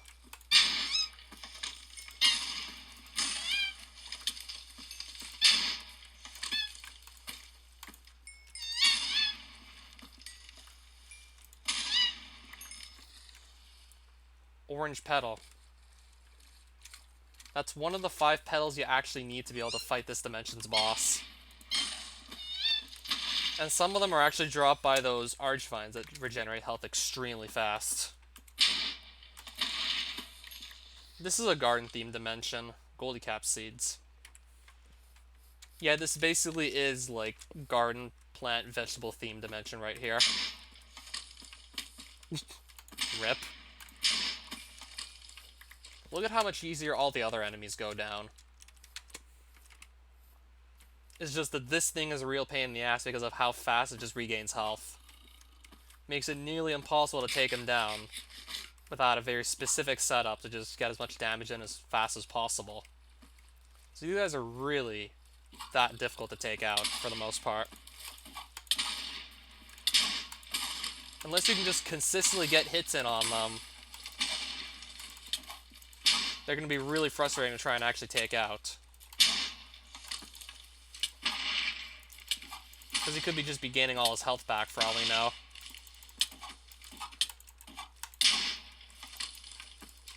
And I don't even know what he's doing right now either. God knows how many times I've hit him and he's still alive. And he keeps getting knocked away from me, so that just gives him more time to just gain all his health back. And he's probably already fully healed by now, because I didn't hit him for like 2 seconds.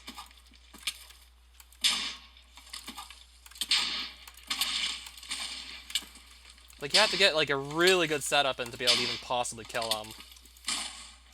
And he keeps pushing me back and draining my health, making it really hard to do so. Not to mention, I'm not even really properly equipped to deal with them, so there's probably, like, basically nothing I can do. Great Blade's not practical either, because he still just gains health way too fast.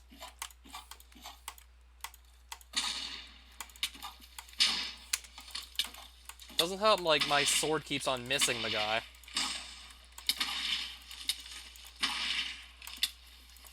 Shouldn't be this hard to kill, like, a simple enemy.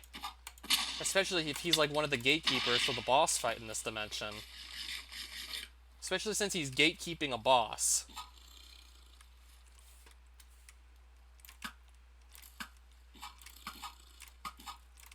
What if I use my bow on him?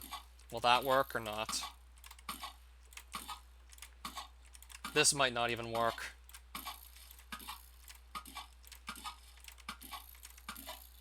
No, this isn't doing anything either.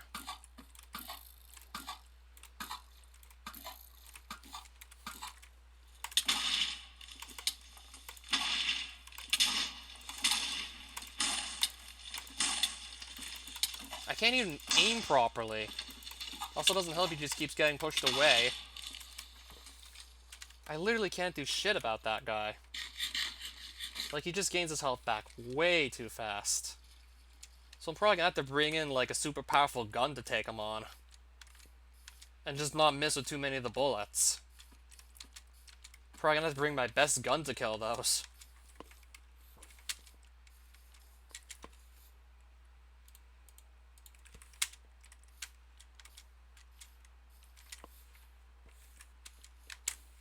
Yeah, I'm probably coming back there later with just, like, a much better weapon to actually take those on.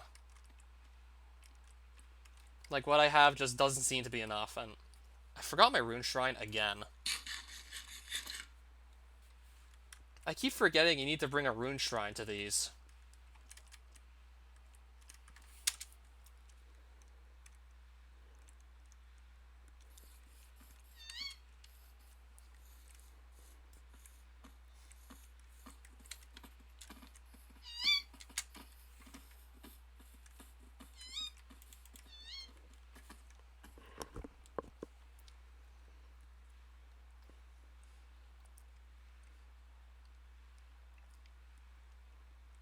But the archvines are basically nigh unkillable unless you have a very specific setup.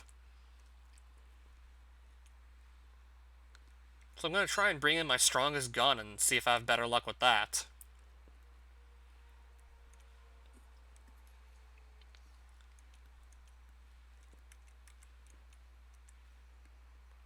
Shouldn't take this much firepower to kill like a simple enemy, but that's when it's going to come to apparently.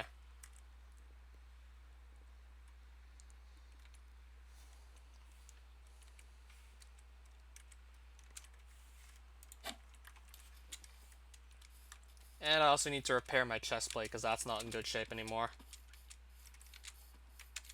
And I need to just get around this water pool here.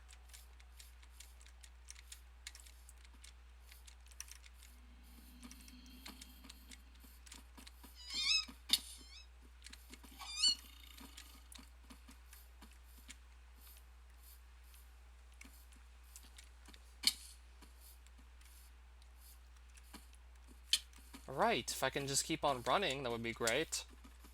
Not running into, like, more enemies. Okay, so we're gonna be able to leave Gardencia. So I'm gonna just repair my chest plate that's in really bad shape. Gonna get my best gun possible. And then a run. I might take a little break after the stream, actually.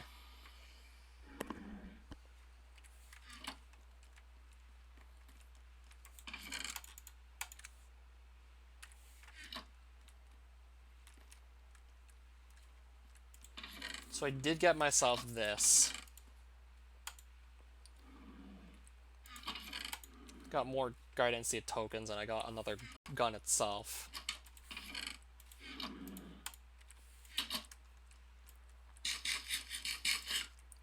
I mean, I suppose I could do that too, by the way.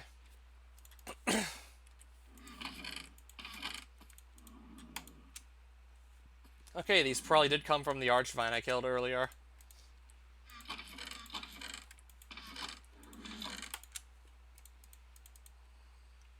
So let's get this repaired. How much magic repair dust is left? None. I have to go buy some more.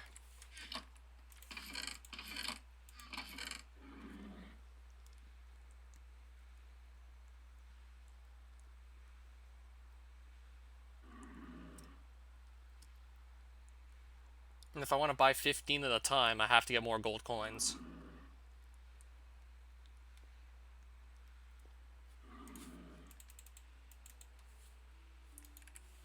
I mean, I want to just get this over with.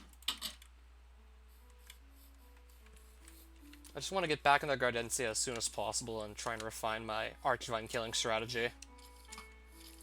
And then just try and make some kinetic runes and see how much experience I get off of that.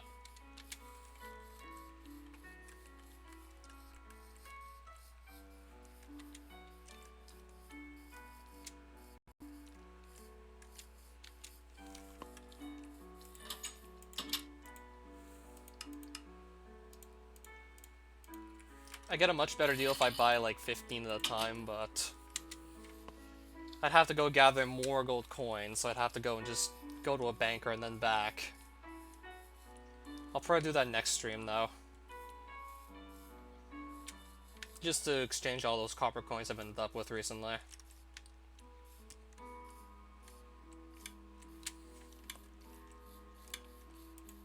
Because I know I absolutely have to repair my knight's chestplate before I can do anything else. If I don't repair that, it's just falling apart.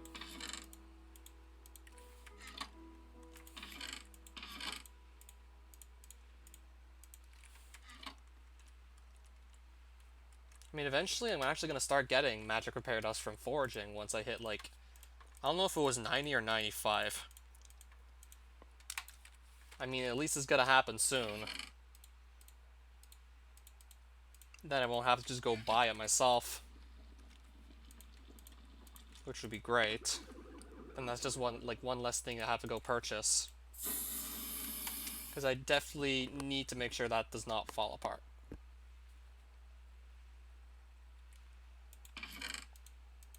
I will not have to want to go and replace it again.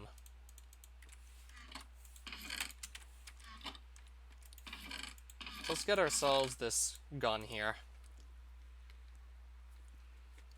The Rune Shrine and some chili.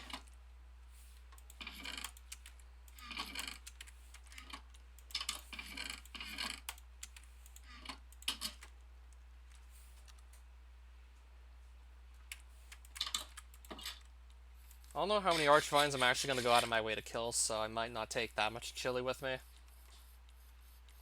And I have plenty as it is anyways.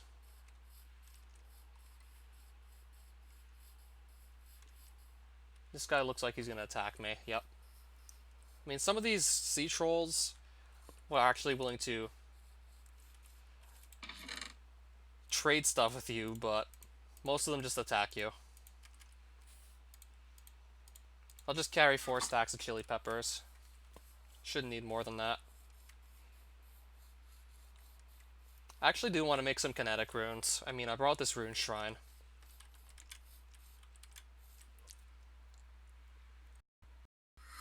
So let me try this chili chugger on it, see if that works better. If not, then I'm really going to be just stomped as to how to kill an Archvine. Besides, just get your best armor and best sword and just try and go to town on it. Otherwise, I'll be really stumped as to how you kill one. Like, I also have Shell 2 on this chili chugger, by the way, and this should set it on fire, so if this can't kill an Archvine, then I really don't know what to say. This better be able to kill one, otherwise I'm going to be really, like, stumped as to how to take them on.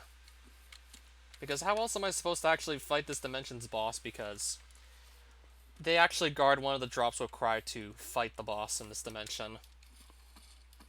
So if I can't kill Archvines, I can't access, like, all of Gardencia's content, because I won't be able even to fight the boss. Speaking of which, I have to find an Archvine now. I have to find one so I can test this gun out on it. Ideally, just one by itself. So I don't have to fight, like, multiples. I see one, but hopefully it's alone.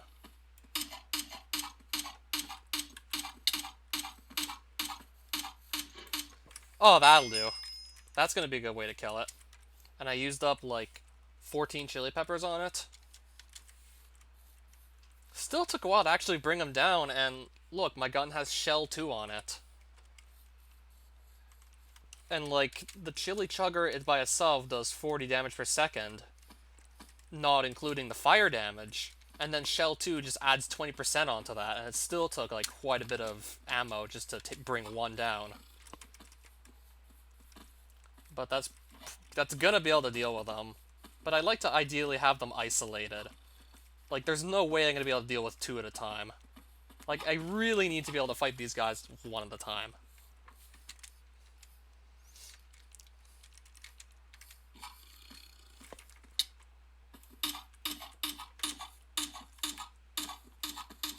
Like, there's really no other way to do this besides just kill 1 at a time.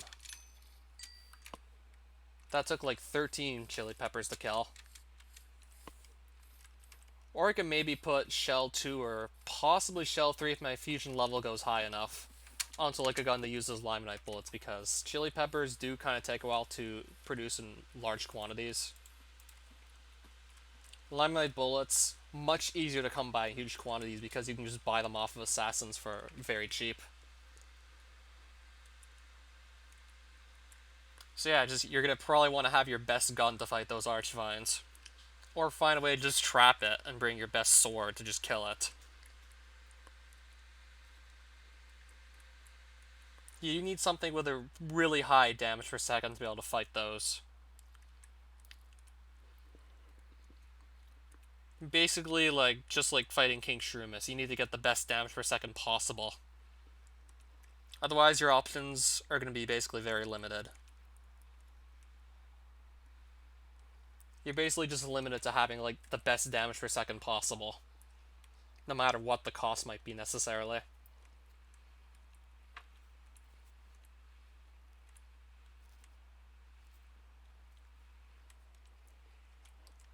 Okay, so I'm heading northeast. I'm heading back towards that kinetic rune shrine. So if I figured like the Chili Chugger and Hiver worked well enough against King Shroomis, maybe they'd work against the Archvines too. Probably not the only mob that regenerates extremely quickly. There's also like some dinosaurs in Percasia that do that as well.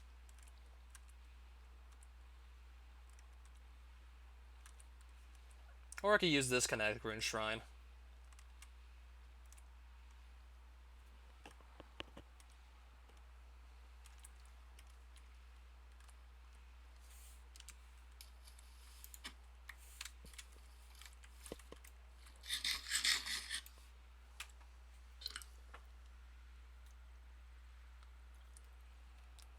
So you use a weapon that gives a weakness. I just try and go for the best damage per second possible.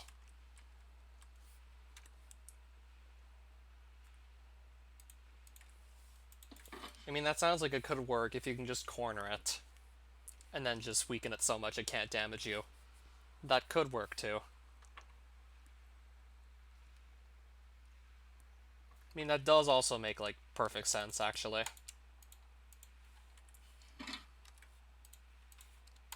Let's make some kinetic runes, I guess. See how much experience this has. So it's 32 per blank rune I convert to kinetic one. So I wonder how much experience this is, like, per hour. Just converting blank charge runes to kinetic ones.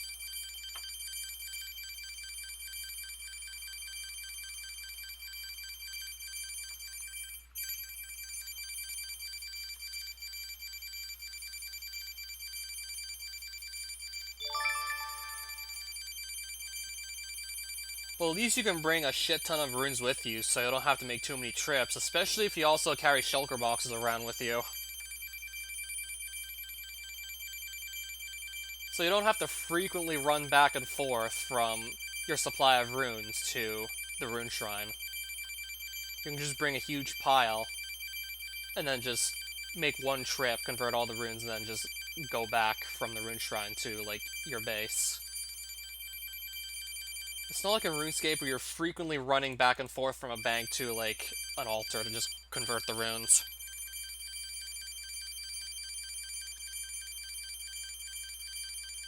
Yeah, at least this doesn't have you traveling frequently just to go and convert runes.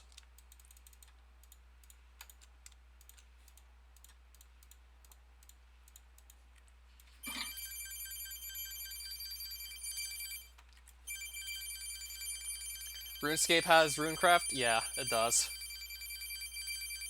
You can carry even fewer rune essence in your inventory at a time. So you're frequently running back and forth from a bank to, like, the altar which you convert the runes. So this is probably still faster than actual old-school RuneScape runecrafting.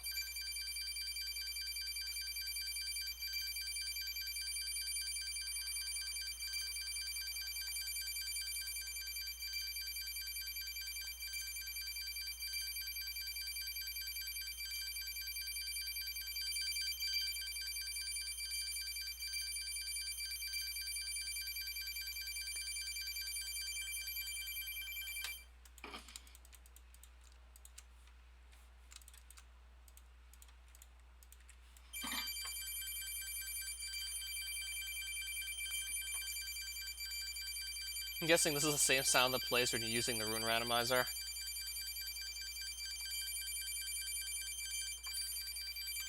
I'm almost at 57 runation already. So this isn't too slow. But it's still going to take a while if I want to shoot for 72. That or I could actually go to, like, the next available rune shrine. Like, I'm probably going to unlock another type of rune I can just craft sooner or later. I think I'm supposed to unlock power runes next, and then after that compass runes. Then I'll unlock distortion runes, and then finally life runes, once I hit 72. This is your best source of kinetic runes, and this is the best experience I have access to right now. Unless I just got access to power runes. I mean, I'm at 57 right now.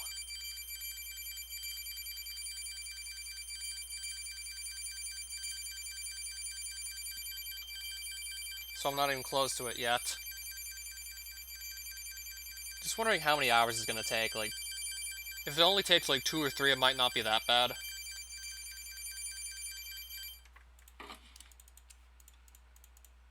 If it doesn't take any more than 4, it won't be that bad, I don't think.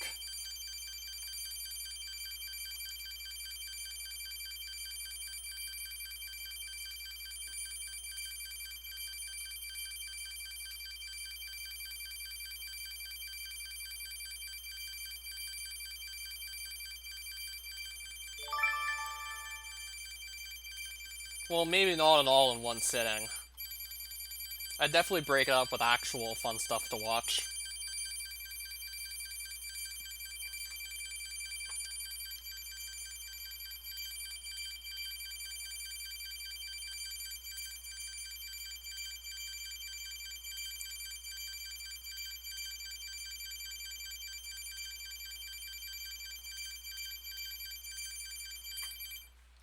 So I'm at 58 now. If I stay here and just convert the rest of my essence, I might be hitting 60. Then I'd still be like 12 levels away from 72 and just be able to craft my own life runes without the rune randomizer. Well, you don't download them directly to Lunar Magic. You use a tool called Pixie or Gaiapi. Or Gaiapi, however that's pronounced. You used to use Romy's Sprite tool. I currently use Pixie, P-I-X-I, to go and insert custom sprites in.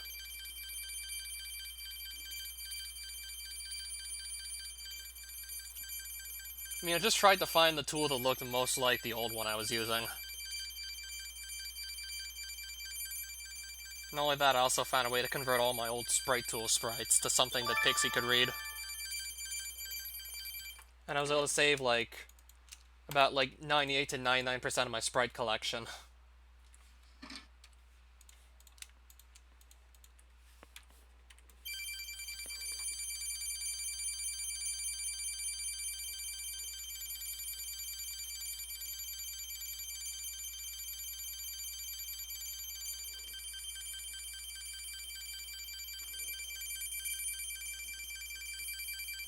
I'm assuming that's a cluster sprite, and I vaguely do remember how to insert those, though. Maybe now I'm supposed to go and insert them with Pixie, and not just like a separate sprite tool.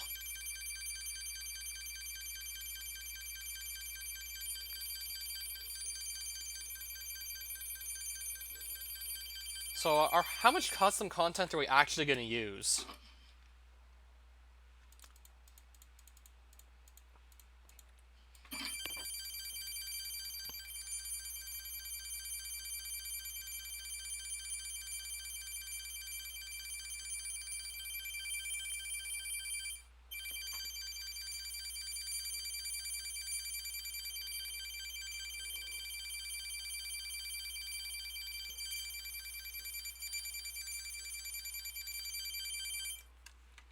I'm almost at 60 Runation. I started at 54, so I did pretty good for myself. This might get me to 60. Okay, once I get to 60 and convert the rest of these blank runes, I'm probably gonna stop. I definitely want the hack to still feel like it could have been, like, levels in Super Mario World.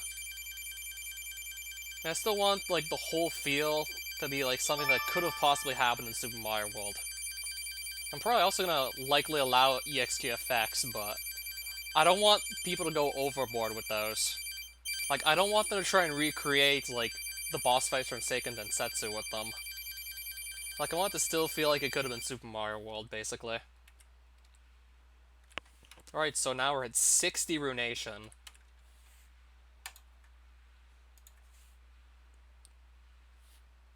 Let me quickly see just what rune types I've unlocked. What can I craft now with 60 Runation? Okay, you can make power runes starting from level 59. I'm at level 59. Those apparently do not require charged runes. I want to see how much experience those give you. Doesn't quite say here.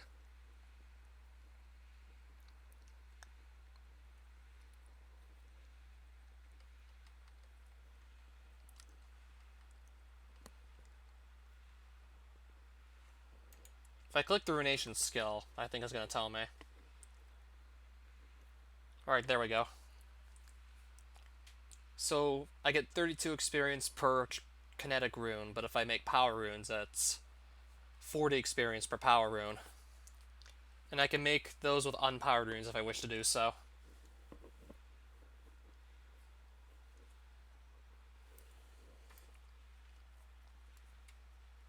And I'm still not able to make Compass, Distortion, or Life runes.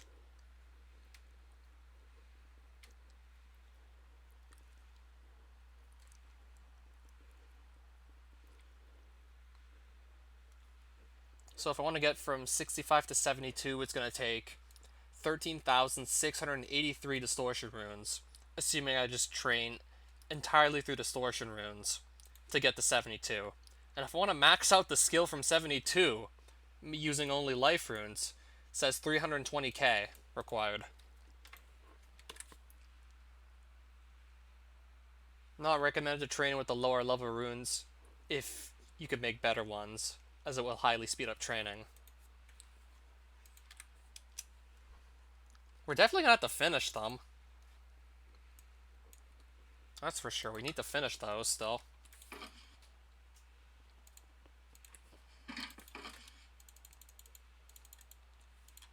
I'll just keep the rest of the runium chunks here for later. Might just go and bring those to a rune randomizer some other time. And then I'm gonna have to go find a nice home for those kinetic runes. Alright, so now it's time to start heading out of here. So southwest should lead back towards my portal to the overworld. So we're basically now just done making those runes. I got to 60, I'm pretty happy with that. Up from 54. Once I get to 65, I would then ideally have to go to Mysterium and make Distortion runes if I wanted the best possible experience per hour.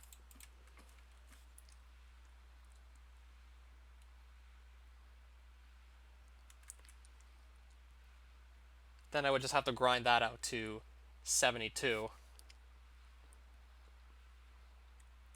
Wait, is that a rare mob? I think it is. Except I can't even aim my bow and arrows properly.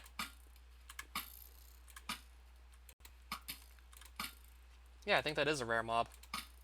If I can shoot arrows properly, but I'm having a hard time doing so. Probably because I'm trying to sail in this boat here. Oh, and I got the rare drop. Well, no, actually, it's a 50-50 drop, but I got the drop. That's somewhat rare because the mob itself doesn't appear often. Okay, so we found Gardencia's rare mob and we got its drop. Nice. So that's one less thing I need to do now. Yeah, every dimension has at least one rare mob. That was Gardencia's rare mob. Not just that, I also got its drop, so now I have, like, no need to go hunt those down ever again. Compare that with, like, the Construct of Mind. I think I had to kill 6 for its 50-50 drop. Right, let me just sail.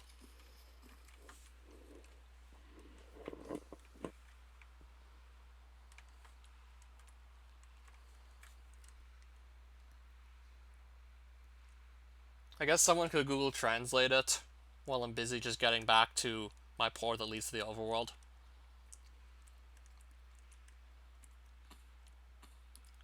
Yeah, I thought I recognized that as a rare mob.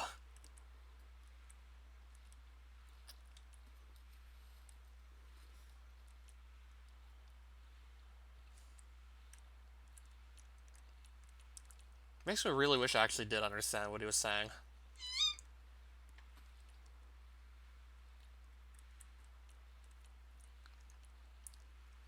Alright, what's this? That looks interesting. I'm gonna take a closer look at that.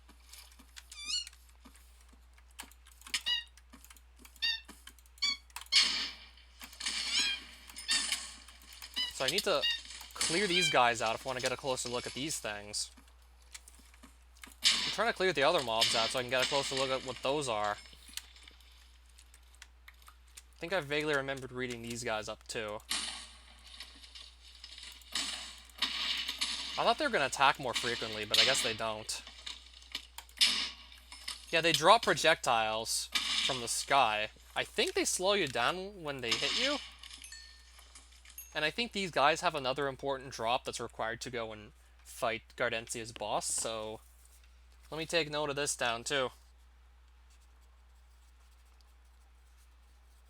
Yeah, I think, if I'm not mistaken, with all the research I've done on this mod, I think these guys are required to just progress further in the mod to just get everything on Gardencia possible.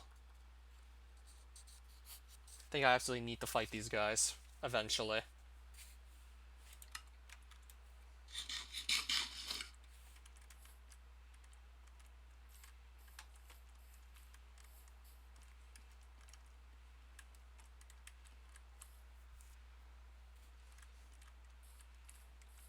If I break the spawner, then I simply have to find another flower like this.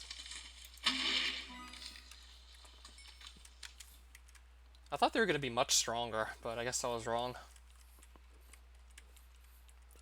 I can kind of just camp the spawner and kill whatever ones spawn in.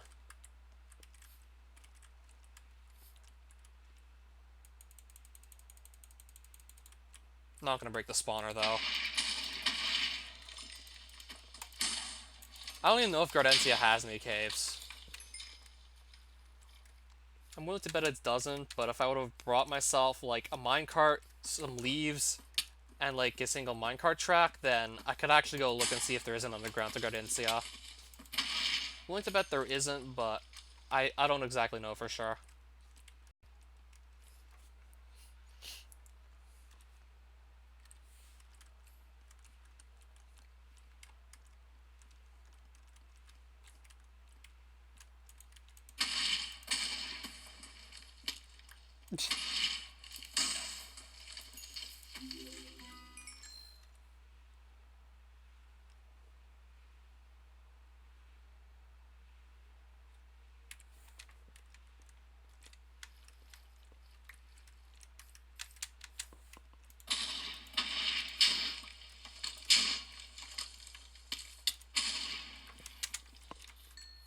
Yeah, the sword is certainly making short work of these guys.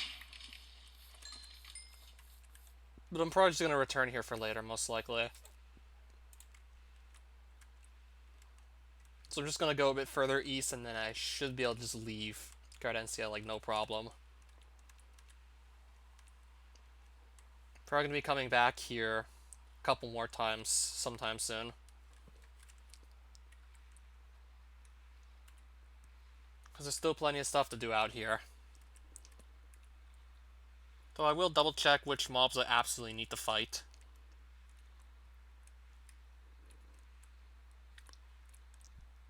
Like, I remember the Vine Wizards being, like, something I had to kill. And the Archvines, but don't remember what all the other mobs I need to fight are.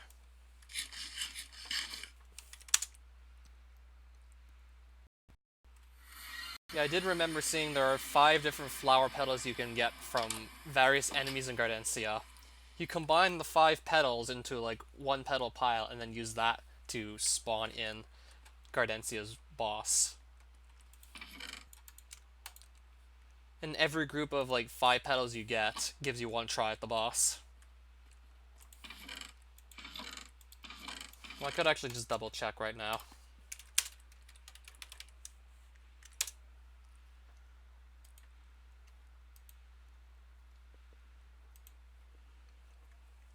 There is no specific next task. There's multiple.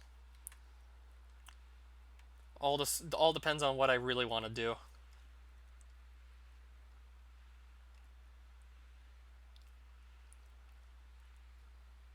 Archvine drops a small blue petal. The carrot drops a small orange petal. The walking corn drops a small purple petal.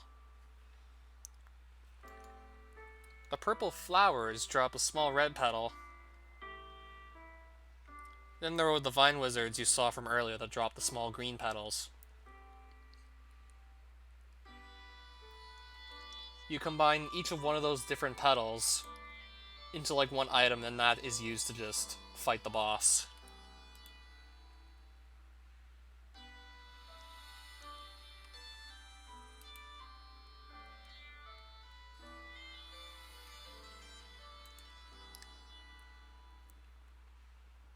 And the small blue petal has a 2.5% chance of dropping per archvine you kill.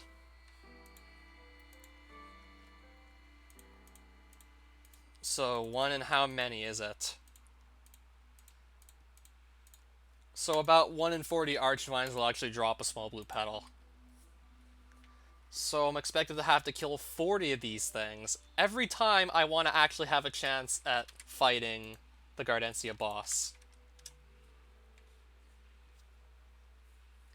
Yeah, that's probably the link right there to the archvines. Yeah, I need to kill approximately 40 of these, give or take. It's not necessarily 40 because, well, the drop is random, but given the odds, you're expected to have to kill 40 per small blue petal. Same seems to be true for all the other mobs that drop their petals.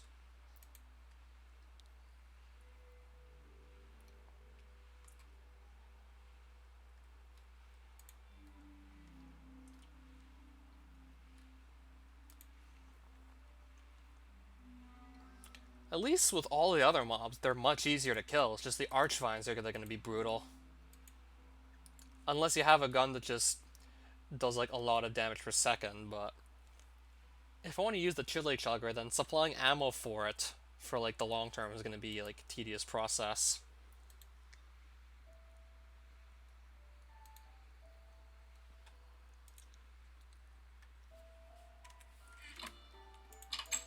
So that's basically what we're looking at if we want to try and get everything done in Gardencia next. It's going to be a long road ahead of us if we want to go do everything there.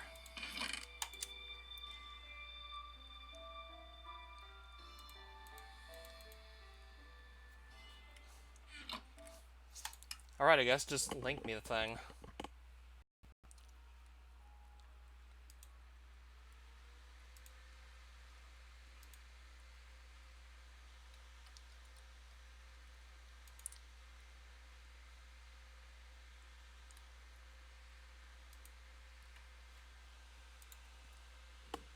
Meanwhile, I'll just get Level Palace open up. It's in the same Google Doc file. So you updated it. I guess just link me to it again if possible.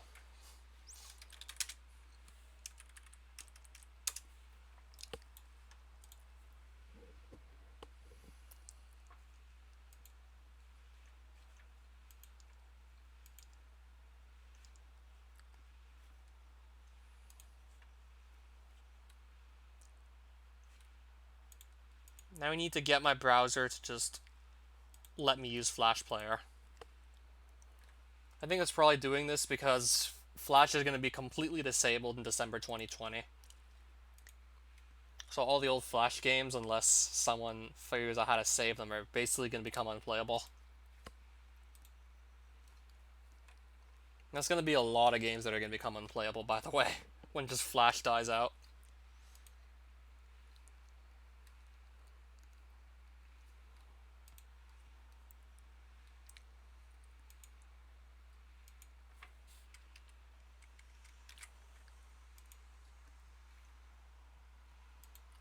From what I heard, like some security vulnerabilities that can be exploited through Flash.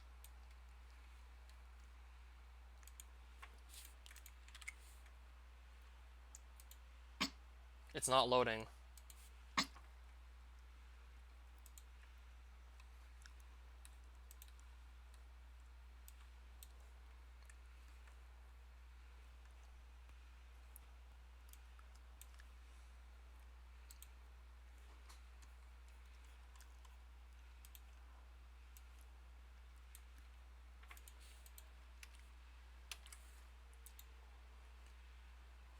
Yes, I actually did. Though I'd have to double check to see exactly how that's all going. No, it's not loading. This sound tells you that something isn't loading.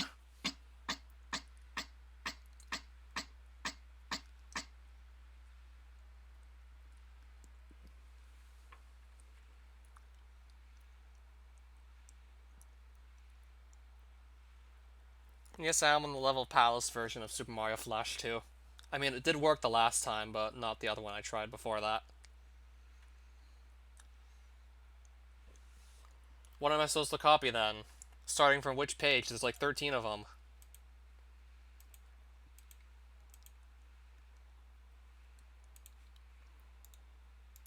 Below water. You mean the word water?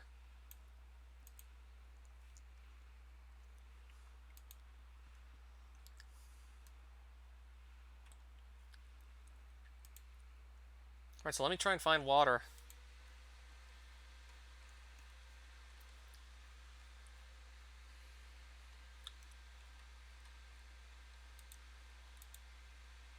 There we go.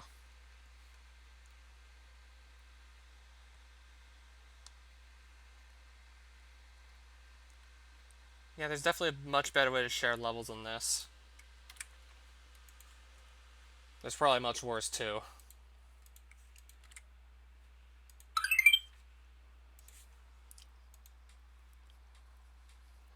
I'm willing to bet there's still somehow like worse ways to share levels than that.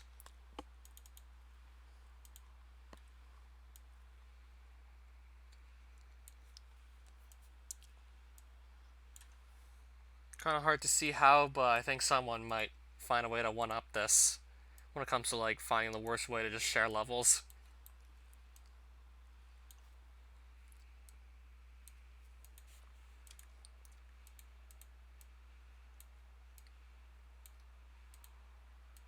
Oh, that was that screenshot of that Vissalon I found earlier.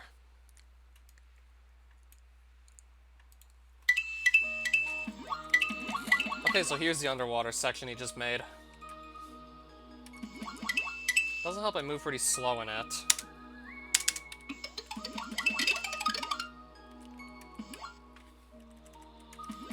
So how's the swimming work in this again? Wait, what? I have like almost no posted invincibility.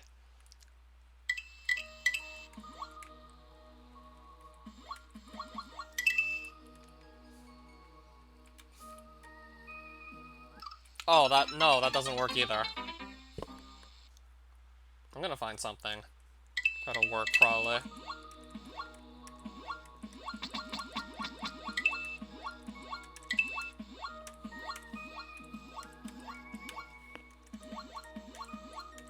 There's no way to actually just make them, like, not swim, like, as high up.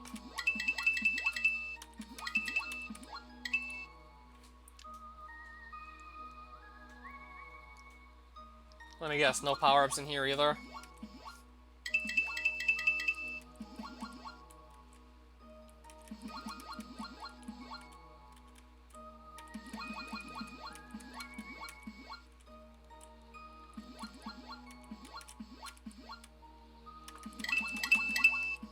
Oh! Oh! Oh!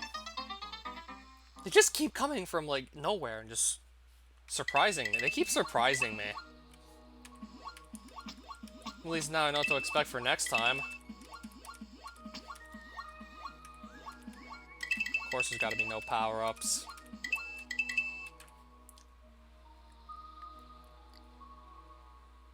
Of course, it's gotta be like that for whatever reason.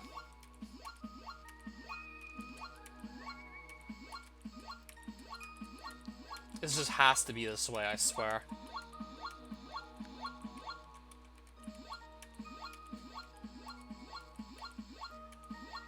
How is this a gimmick to have no power-ups?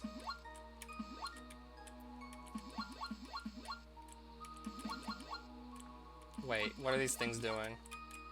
I don't want them to just fake me out. Wait, what? How'd that touch me?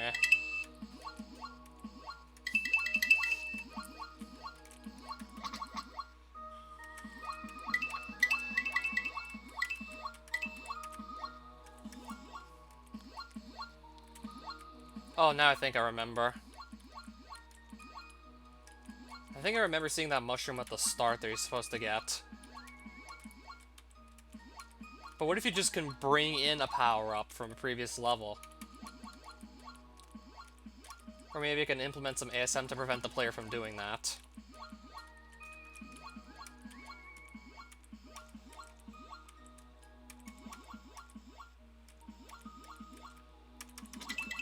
Alright, there we go. Oh! Almost fell for that again!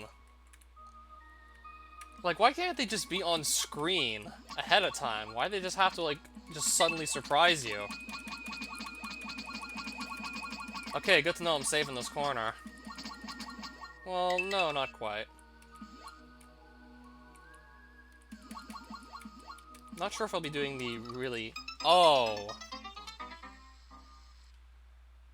I can probably help you with that. Should be simple enough, should be just a couple of lines of ASM code to set that up. Make the player start small and lose all their power-ups. Like, the swimming physics are just not really meant for levels like this.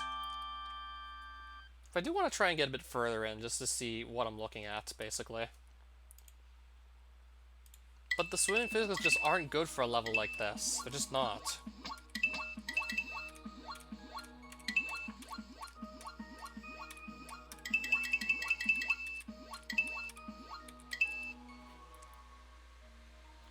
Well, if you did it, then definitely is. I'll take your word for it.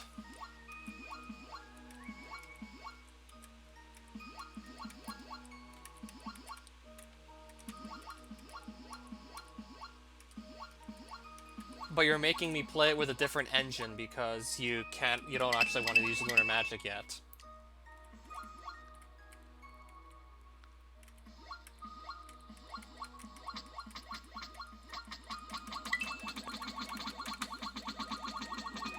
Thank you for putting the coin there, by the way. Much appreciated. I'm gonna use the power-up now, I guess, in case something else just surprises me. Or I mess up the swimming part here. No, I actually got it. So where does it get really hard? It being the swimming part. How are you supposed to do this, especially if you have a power-up? Oh! Oh! Oh!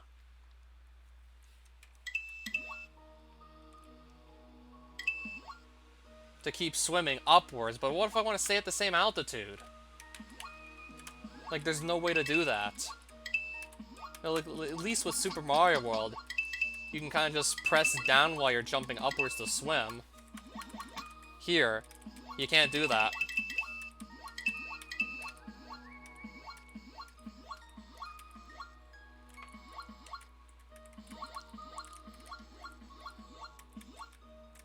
Wait. What are these guys doing? Okay, I can do that. Get through it easily. So how am I gonna do the swimming part without a power-up? Unless I get really lucky. I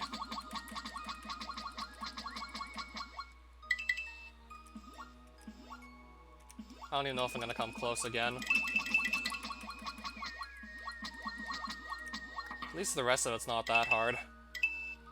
You just have to learn the obstacles, and you're basically able to just do it with not that much trouble.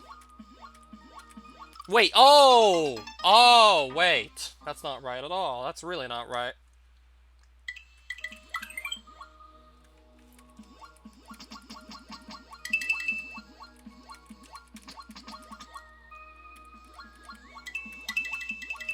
Not... I have to wait or just die. If I would have had, like, Super Mario World's post-hit invincibility duration, and not the post-hit invincibility from this Flash game, I probably would have won by now. Like, you probably get, like, not even half the post-hit invincibility duration you get in Super Mario World playing this. And for someone who's not too used to this, it certainly throws me off.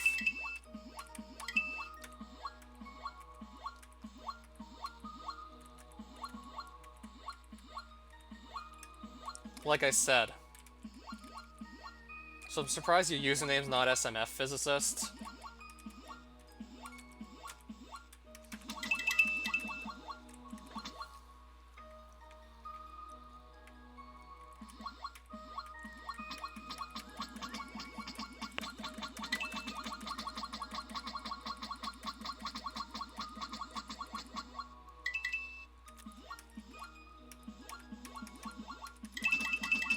Or if only there was a way to just make myself a checkpoint so I only had to do, like, the swimming part here. Because I'd like to just try and pass this, but I have to do everything else, like, first, before just being able to go through here. Oh, what?! I pressed up and he didn't swim up, are you kidding? I pressed up and he wouldn't swim up. I feel like I maybe could have had it if he would have just swam up there. Yeah, I totally could have had it. I feel like I might know exactly how to press these buttons. Maybe not. Maybe I won't.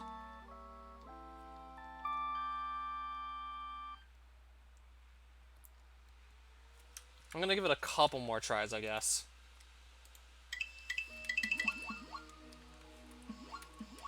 Don't know how likely it'll be I can do it without the mushroom, but not gonna count the possibility of it happening out, though. Oh! Oh! Nope, that does not work. That really does not work.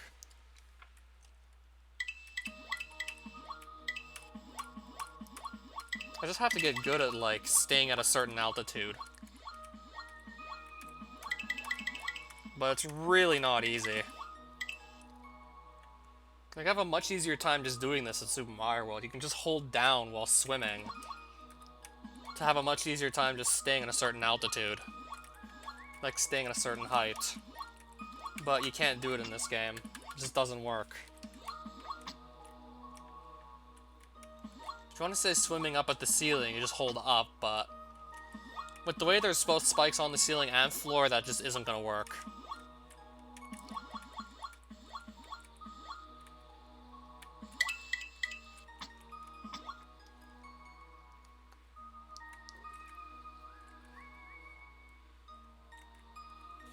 Also not used to just holding up to just constantly swim upwards, because you don't just hold the jump button to swim up in Super Mario World either. That's not how that works either.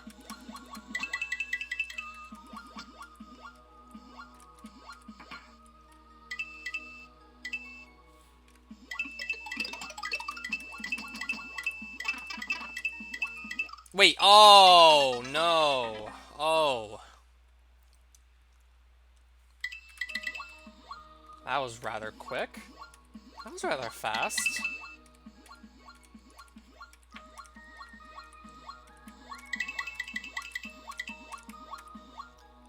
Like, if you just slightly tap the up button too hard, you're gonna die, basically. Like, just have to barely tap it at all. But you have to tap it or you're just gonna, like, hit the floor and die. Like, if you don't hit it hard enough, you're still screwed, because then, like, you won't even be pressing it down. Honestly, it's probably not even that precise what I'm trying to do.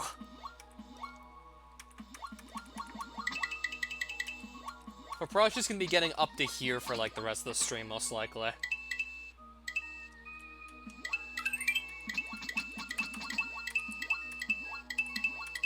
I can't go too low!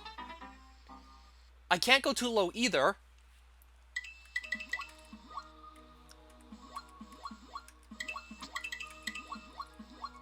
And then I go too high. But if I try not to go too high, I go too low, so, like, really.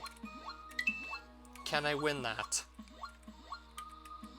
Like, I want to try and do, like, one thing, and then I'll just mess up on the other, because I'm trying too hard to do one thing.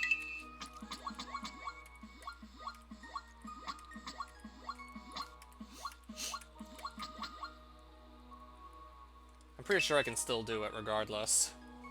It's gonna be a waiting game just to get back there every time I do mess up. Because now I really understand how the rest of the level's meant to be played. It's just the only real hard part for me right now is just all this.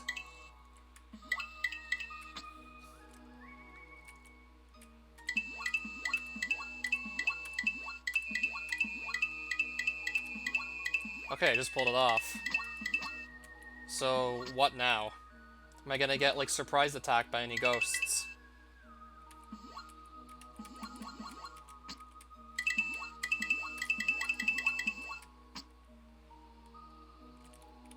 Okay, and then why is it... Oh, no. No. Yes. Okay, so I'm assuming it ends here, and there's supposed to be a warp pipe.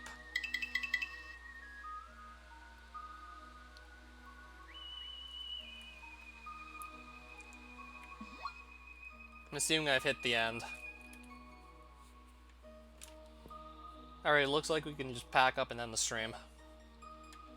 I must have hit the end.